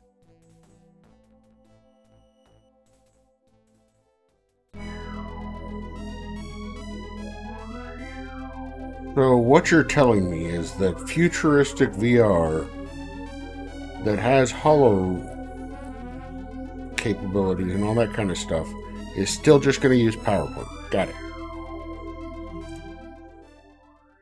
We are all familiar with the short version of the events that led to this terrible war. During the second half of the 21st century, the leaders of the world government got a glimpse of the shape of things to come. They were afraid of what they saw. Their reaction was to deny the inevitable, slamming the brakes on all technological progress. In 2082, a group of states led by the United States, Canada, Australia, and Japan decided that the cure was worse than the disease. The UN power structure reacted violently to the repeal attempt. States participating in the repeal campaign were targeted for brutal suppression by UN enforcement. Signatories to the Singapore Treaty formed the Alliance of Free States and announced their secession from the United Nations. They were joined by every major planetary colony settlement and orbital habitat. In 2085, large-scale armed conflict returned to Earth for the first time in over 100 years. The UN immediately invaded the territory of the seceding nations on Earth. UN hover tanks, troops, and ground support aircraft clashed with new Alliance military units made up of men and women from Alliance states who defected from UN control. The war ground to a halt after less than 2 months, as both sides ran out of soldiers, weapons, and materiel. The Alliance states managed to hang on to their home territories. An uneasy truce was negotiated between the UN and the Alliance, and the world entered an uneasy period known as the New Cold War. In 2111, the UN attacked again, and war returned on an interplanetary scale. Population centers on Earth and the colonies were bombarded from space by particle beam weapons. Armies fought tank battles supported by buzzing swarms of aircraft. Starships battled each other over asteroid mines, orbital habitats, and planetary installations. The furious pace of the war once again chewed up the stocks of men and materiel in a matter of months.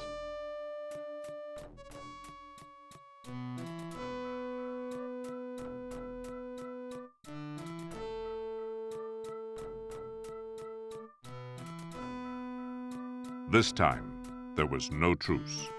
In spite of economic exhaustion, the two sides continued to fight a war of attrition, a war that has since lasted more than 20 years and shows no signs of ending.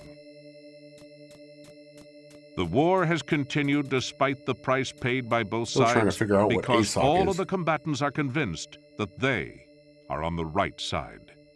The UN firmly believes that unchecked technological development will kill off the human race. The Alliance states are just as firm in their convictions that death is better than life without freedom and without forward progress. Maybe the Alliance of Independent States and Outer Colonies?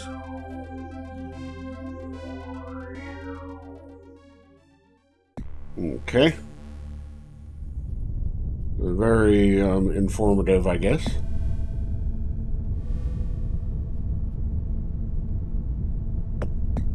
Two rows of lights provide illumination. I can turn them off. The lights will dim automatically if you want to use the VR system. Ah. Power and data cables, huh? I can pull them? Damn if I don't want to. Hold on.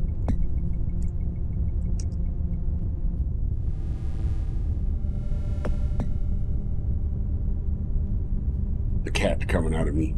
You yank on one of the power cables. Nothing happens. You pull on it again, this time even harder. Something gives with a pop near the main sphere of the VR system. The red beam connecting the PC to the metal arm dies away. It appears that you have disabled the VR system.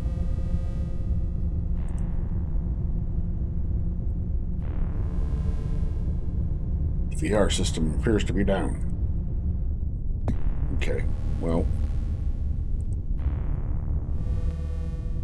Maybe I need to do that for something for some reason later, but not yet. Seats sprout like mushrooms around the mess table. They are anchored to the floor. Underneath the soft cushions are null G straps so that crew members won't drift away during zero-G operations. A large table occupies most of the mess hall. The table and the food containers, cups, and utensils dispensed by the ACD on the far bulkhead are all slightly magnetized so that meals will stay in place during zero-G operations. Right, sure, but unless the food is all completely contained, it doesn't make a difference if the cup it's in is, you know, solid.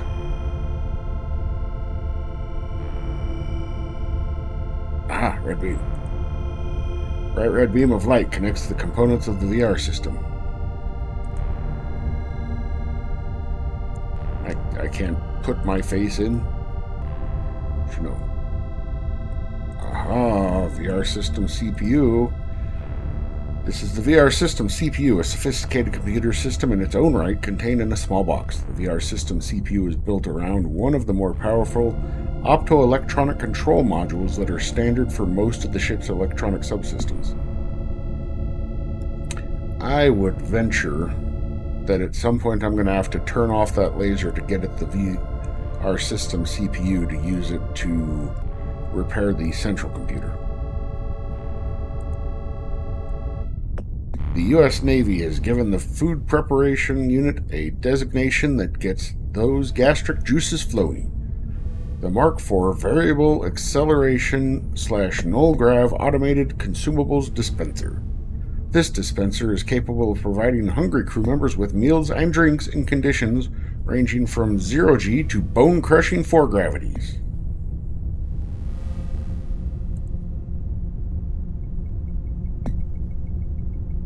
Michael Dorn is indeed in this. He is Captain Dana. You press a random button and the machine spits out a meal that you can only describe as something on a shingle. You wolf the thing down in one bite and quickly regret it. The last thing your stomach needs right now is one of the culinary horrors that you've come to expect from the ACD. So this, we're a little bit into it, but basically, we're on a USS Lexington ship in 2134. Apparently we're at war with the UN.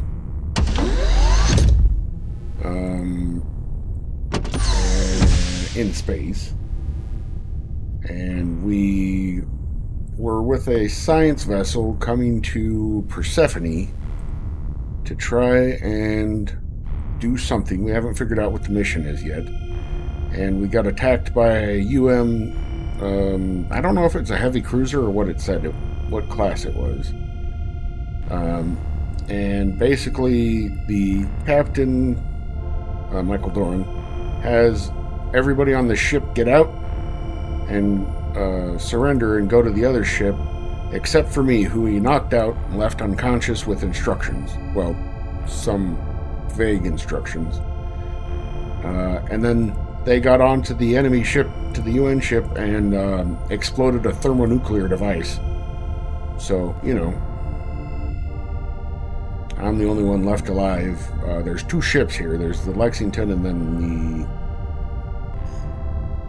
I don't remember what the name of the science ship was. Maybe the Jericho? But we haven't got to the Jericho yet. And I still don't know what I'm supposed to be doing exactly. So Quan is Jub, or JU-88. This stateroom is protected. JU. Access granted. Currently, specifically, I need to get to engineering to fix a coolant leak in the reactors, because otherwise it's going to have a meltdown. Mary Kwan's quarters, one of the cramped rooms set aside for non-commissioned officers and enlisted personnel. You see what looks like a bound volume of some kind on Mary Kwan's desk.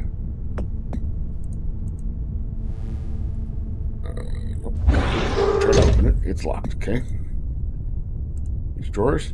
They are not locked, But it's still just everything. Rule 1 of Navy procedure. Only clean uniforms and dresser drawers. 1 dirty sock. Interesting. Sit on the bed. You sit down heavily on the bed and it feels like you whacked your backside with a board and you thought officers had to sleep on hard bunks. Spheres, huh? Sphere is part of a 3D magnetic puzzle called Malcolm's Madness. You recognize the puzzle because Mary Kwan borrowed it from you after you borrowed it from Aguilar. It was the cause of many wasted hours. You pick up the puzzle and examine it. Mary seems to have come much closer to a solution than you ever did. You play with it for a bit, start to ruin the progress she made, and drop it back in disgust. You open the desk drawer. Is there anything in this one? You find nothing of interest inside the desk drawer. Okay. Holoprint of a nature scene from Earth is affixed to the bulkhead above the desk. Could be a 3-dimensional projection based on an old emulsion type photograph, or it could be an actual holo of one of the last big forests. A bound notebook filled with handwritten entries. It appears to be a journal of some sort. Interesting. You'll have to take it first. Okay, thanks. Everything else, if I try to take it, would yell at me and say, the usefulness to weight ratio.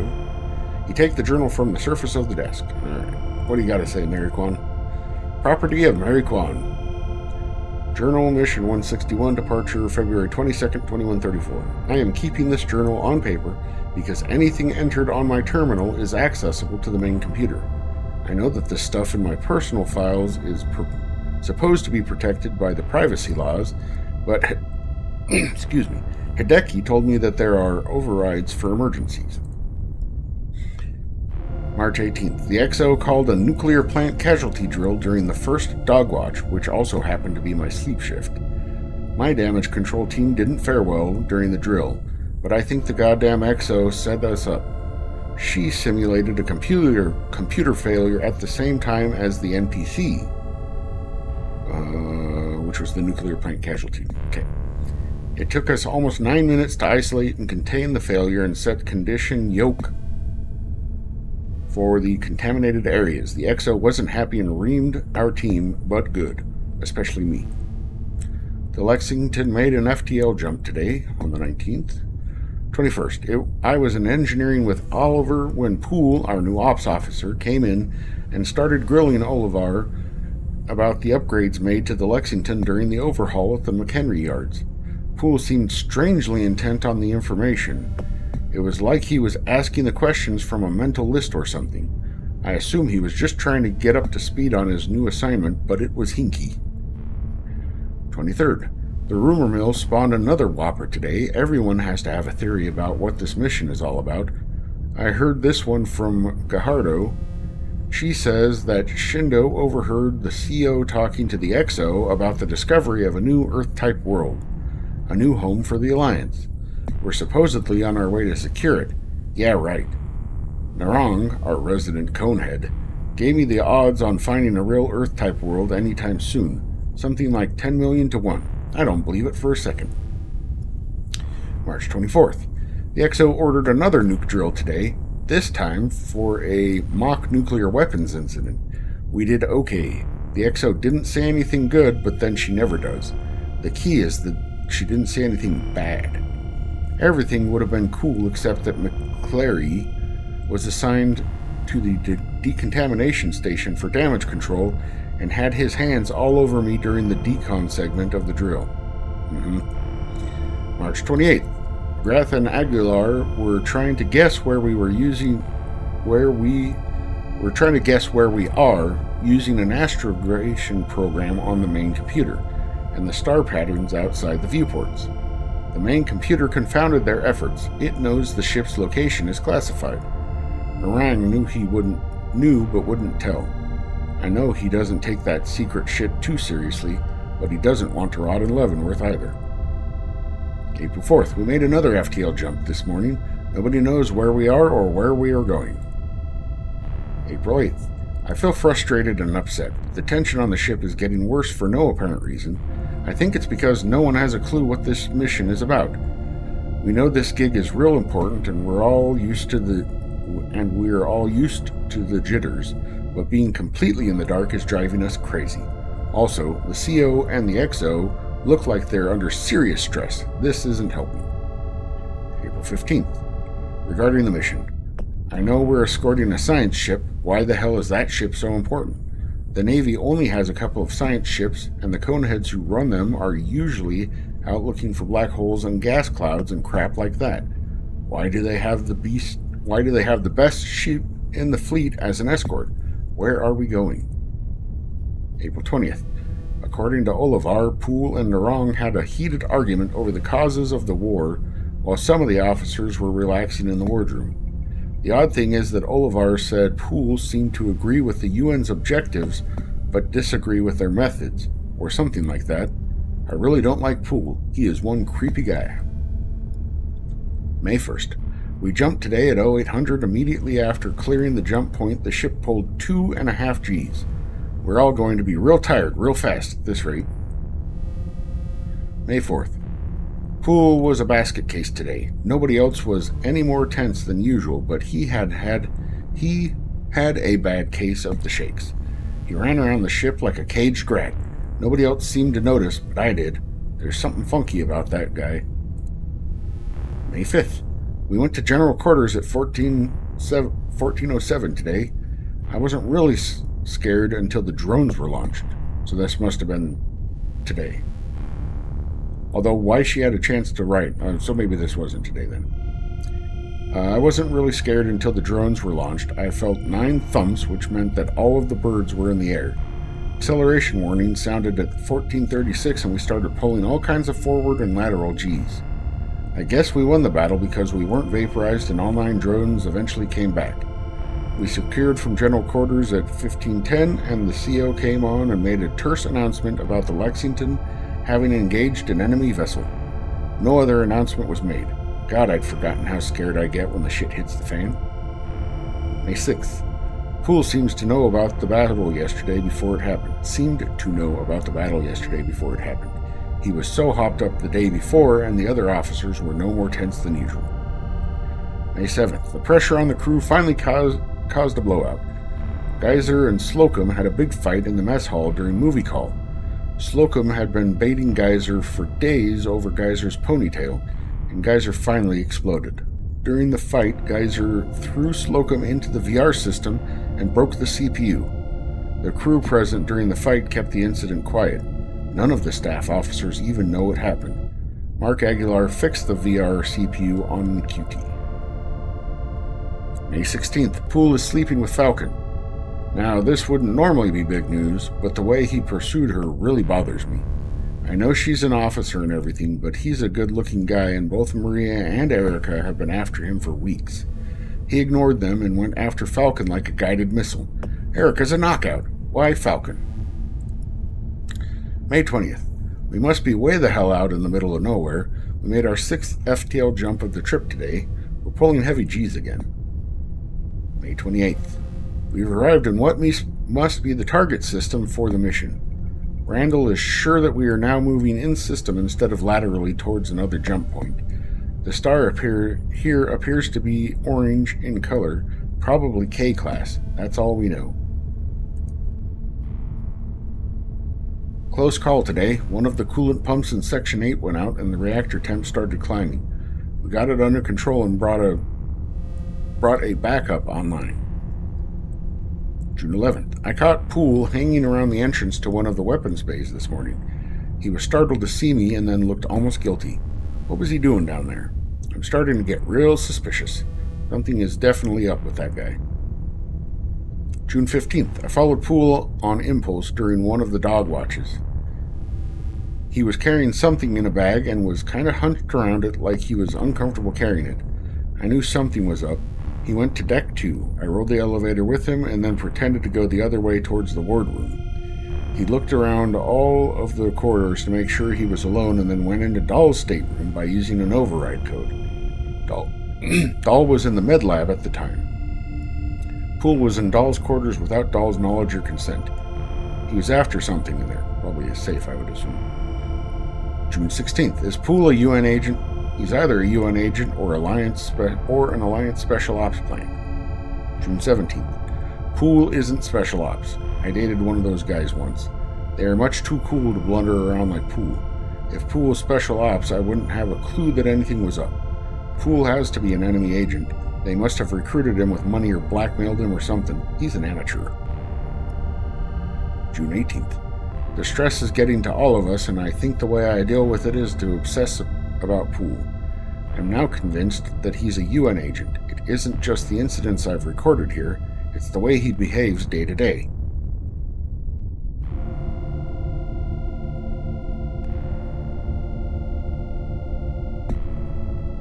And here I thought that because this game was an FMV that I wouldn't have to be doing a lot of reading or something.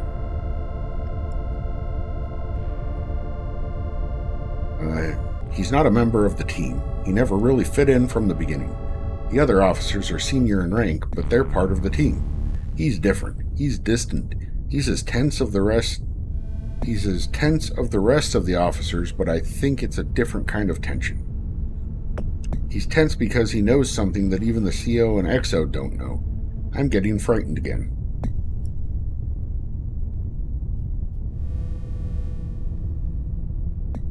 Walter Shobjek? Who is that? that a wrestler? June 19th. The Lexington is closing on a planet. That much is definite. Even though nobody knows exactly where we are, we finally seem to be getting near our destination. Oh, okay, The Big Lebowski. I have never actually watched The Big Lebowski. I'm aware of it, but I'm not... is that... Not John Candy. What's the other guy? Goodman? Is that Goodman's character? Or... I can't remember the other guy's name.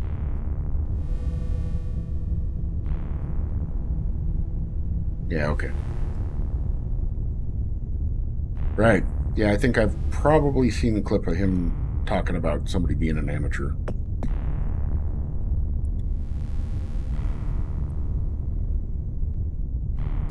Right.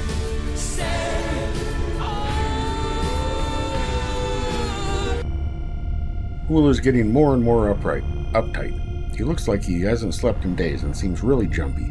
If he's nervous, then I think the rest of us should be scared shitless. The last time he got tensed, we went into action the next day.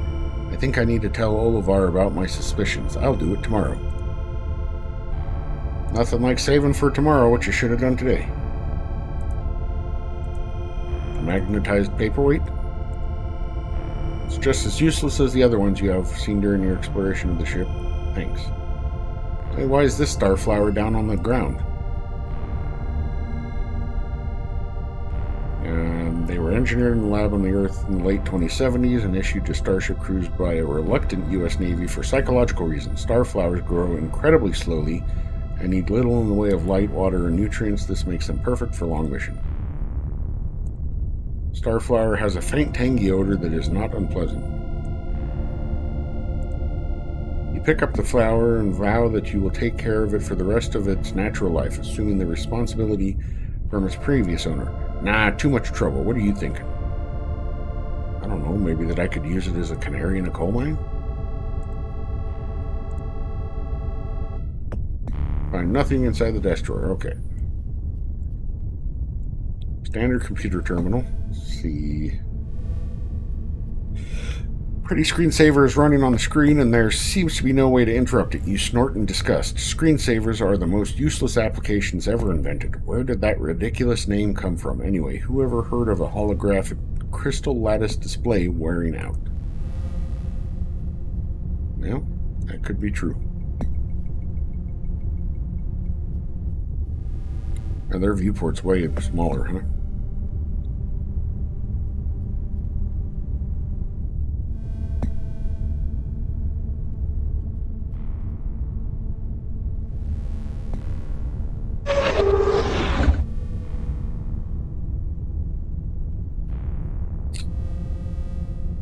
This...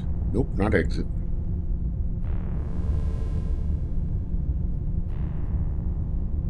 That was Quan's. So we've got Mira's and Falcon's that we have access to. Falcon being the one that Poole was sleeping with. So maybe there will be more information in there.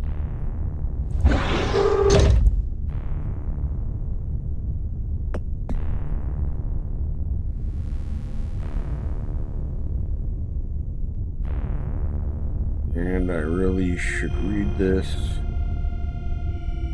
Code for Mira was F111. Okay. This stateroom is... Access granted.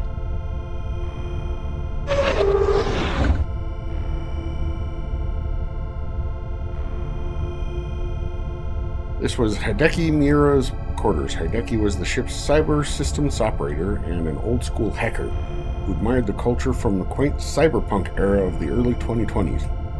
Hey guys, did you know that we're in the cyberpunk era? A folded printout sits on the desk next to the computer. A gold necklace is draped on one corner of the computer monitor.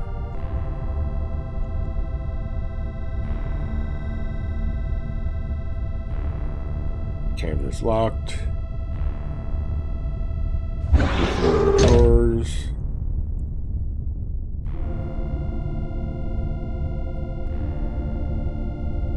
Nothing in the desk drawer.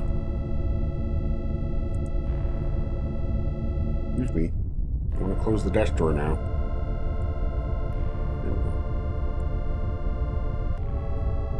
Magnetic paperweight. What's your holoprint of? The Lexington's sister ships is affixed to the bulkhead. This looks like the Concorde, identifiable because of the slightly different shape of the habitat module. Just another starflower. Yep.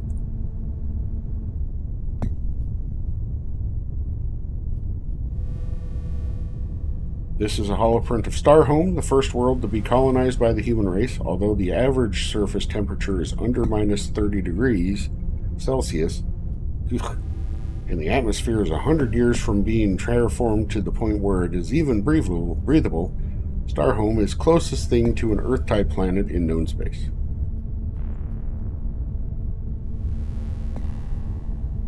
Looks like a holoprint of one of the planets in the Epsilon Indi system. See a necklace dangling from the corner of the flat screen display. We'll take it. You take the necklace from the flat screen display. This appears to be just a gold pendant. Alright, let's put it on. You pull the necklace over your head. Okay.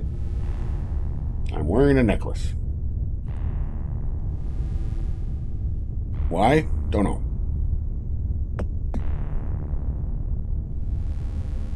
Source code. Appears to be a program listing on computer fax print. You take the program listing. This ought to be fun. You recognize a few words and characters from the archaic character-based programming language C². The program is supposed to use the local sub-Turing processor in the terminal to calculate an irrational number to what seems like an impossible number of digits.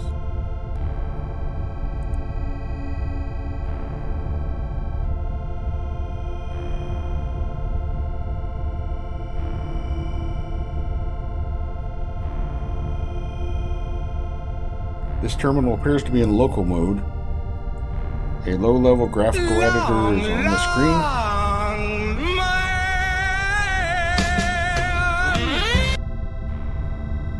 This is not surprising given Hideki's reputation as a hacker and his love of close-to-the-machine programming. Welcome to Hideki's house of hacking fun. Touch the keyboard and a prompt appears on the screen. No program in workspace. Specify file to load or enter program source code. Seems that you have kicked off Hideki's C² programming environment. Can I now use the source code in the terminal? No?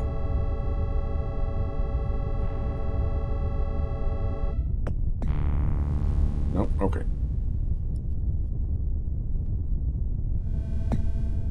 Let's do Falcon's room, and then we'll probably call it for the night.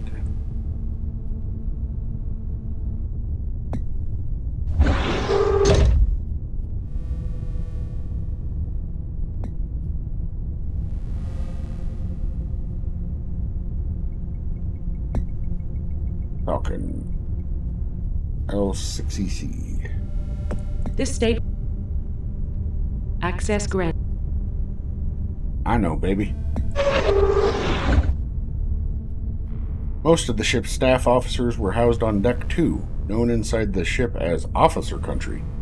But the more junior officers wound up bunked on Deck 3 with the NCOs and enlisted personnel. For some reason, the proximity of a person's quarters to the bridge corresponds with rank.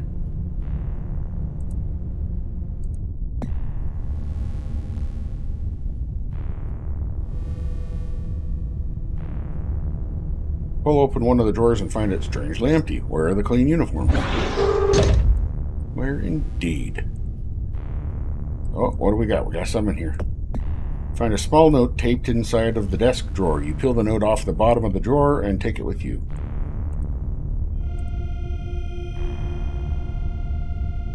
You need to get into my stateroom to get... Nice. If you need to get into my stateroom to get at any of your things and I'm not around, feel free to use my Viz override.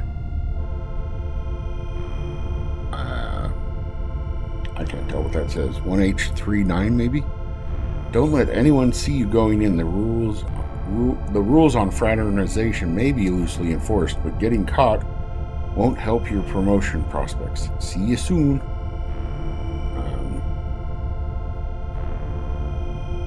Okay. The vis override code identified in the room from J to Lieutenant Falcon was 1H31. With an access code like that, J, whoever he is, must have been accorded on Deck 2 or Deck 3. Right, because it was 4 digits.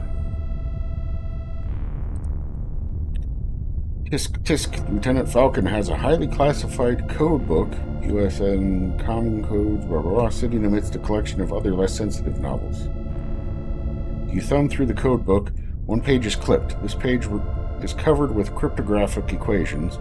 The only recognizable element is the title at the top of the page. Jasmine Comcode Protocols.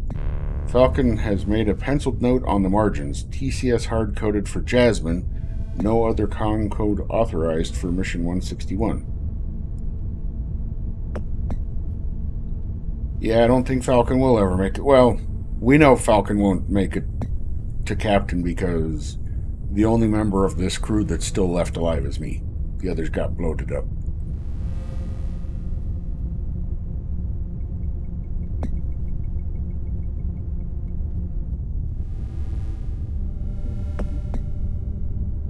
Magnetized paperweight.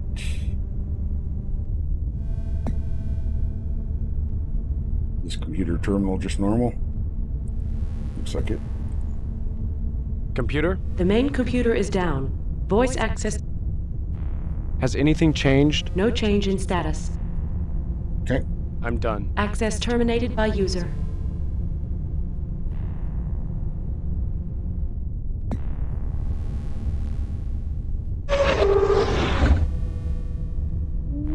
Let's see if I can make it up to Pool's room real quick, like.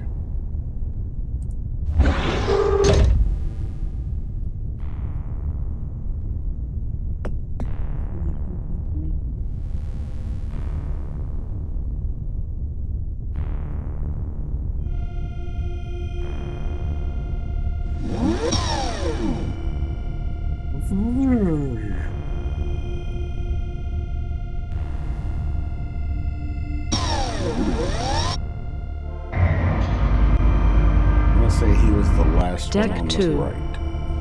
Next to my room.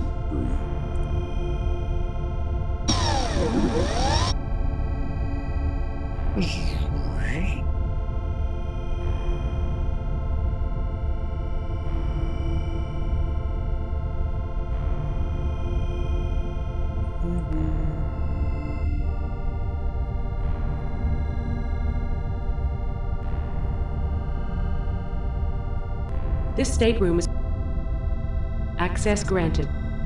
Oh yeah, baby.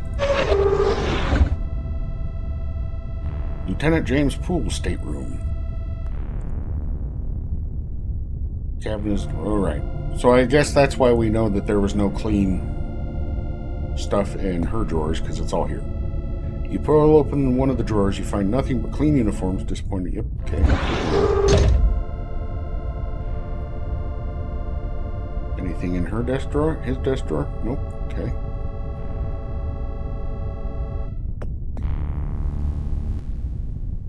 Yeah, all the beds are pretty not comfortable looking, even the captain's. Poole had varied tastes. The books bear titles like Miniature Construction Utilizing Solid CAD Transfer, USN OPSEC Manual 2134, and The Lion and the Locust, Earth Biosphere in Trouble. Oh, right, and he's a model builder because he built a scale model of the Lexington. A scale model of the USS Orlando sits on a shelf above Poole's desk. The Orlando is a Jericho-class science vessel.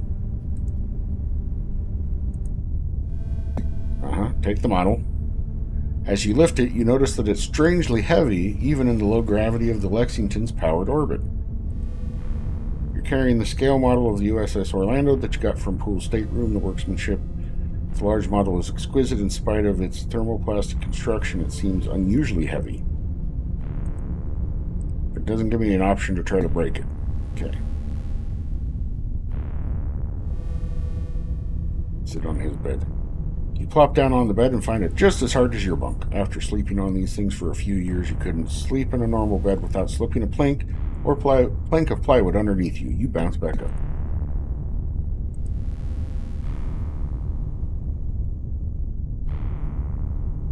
Computer? The main computer. I'm done. Access.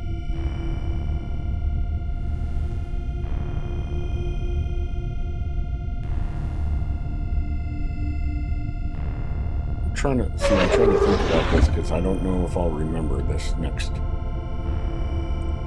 week.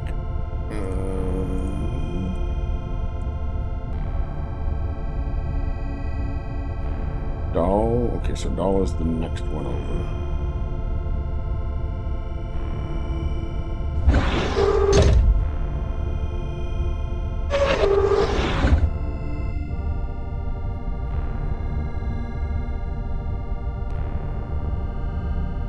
Erica alloy is used for starship hulls and hover tank armor. Nothing short of a high energy particle beam will get you into that safe unless you can satisfy the retinal scanner.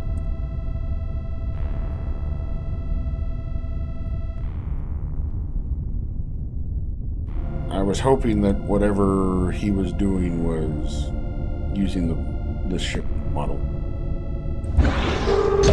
But it doesn't look like it. Okay. So, let me go ahead and save.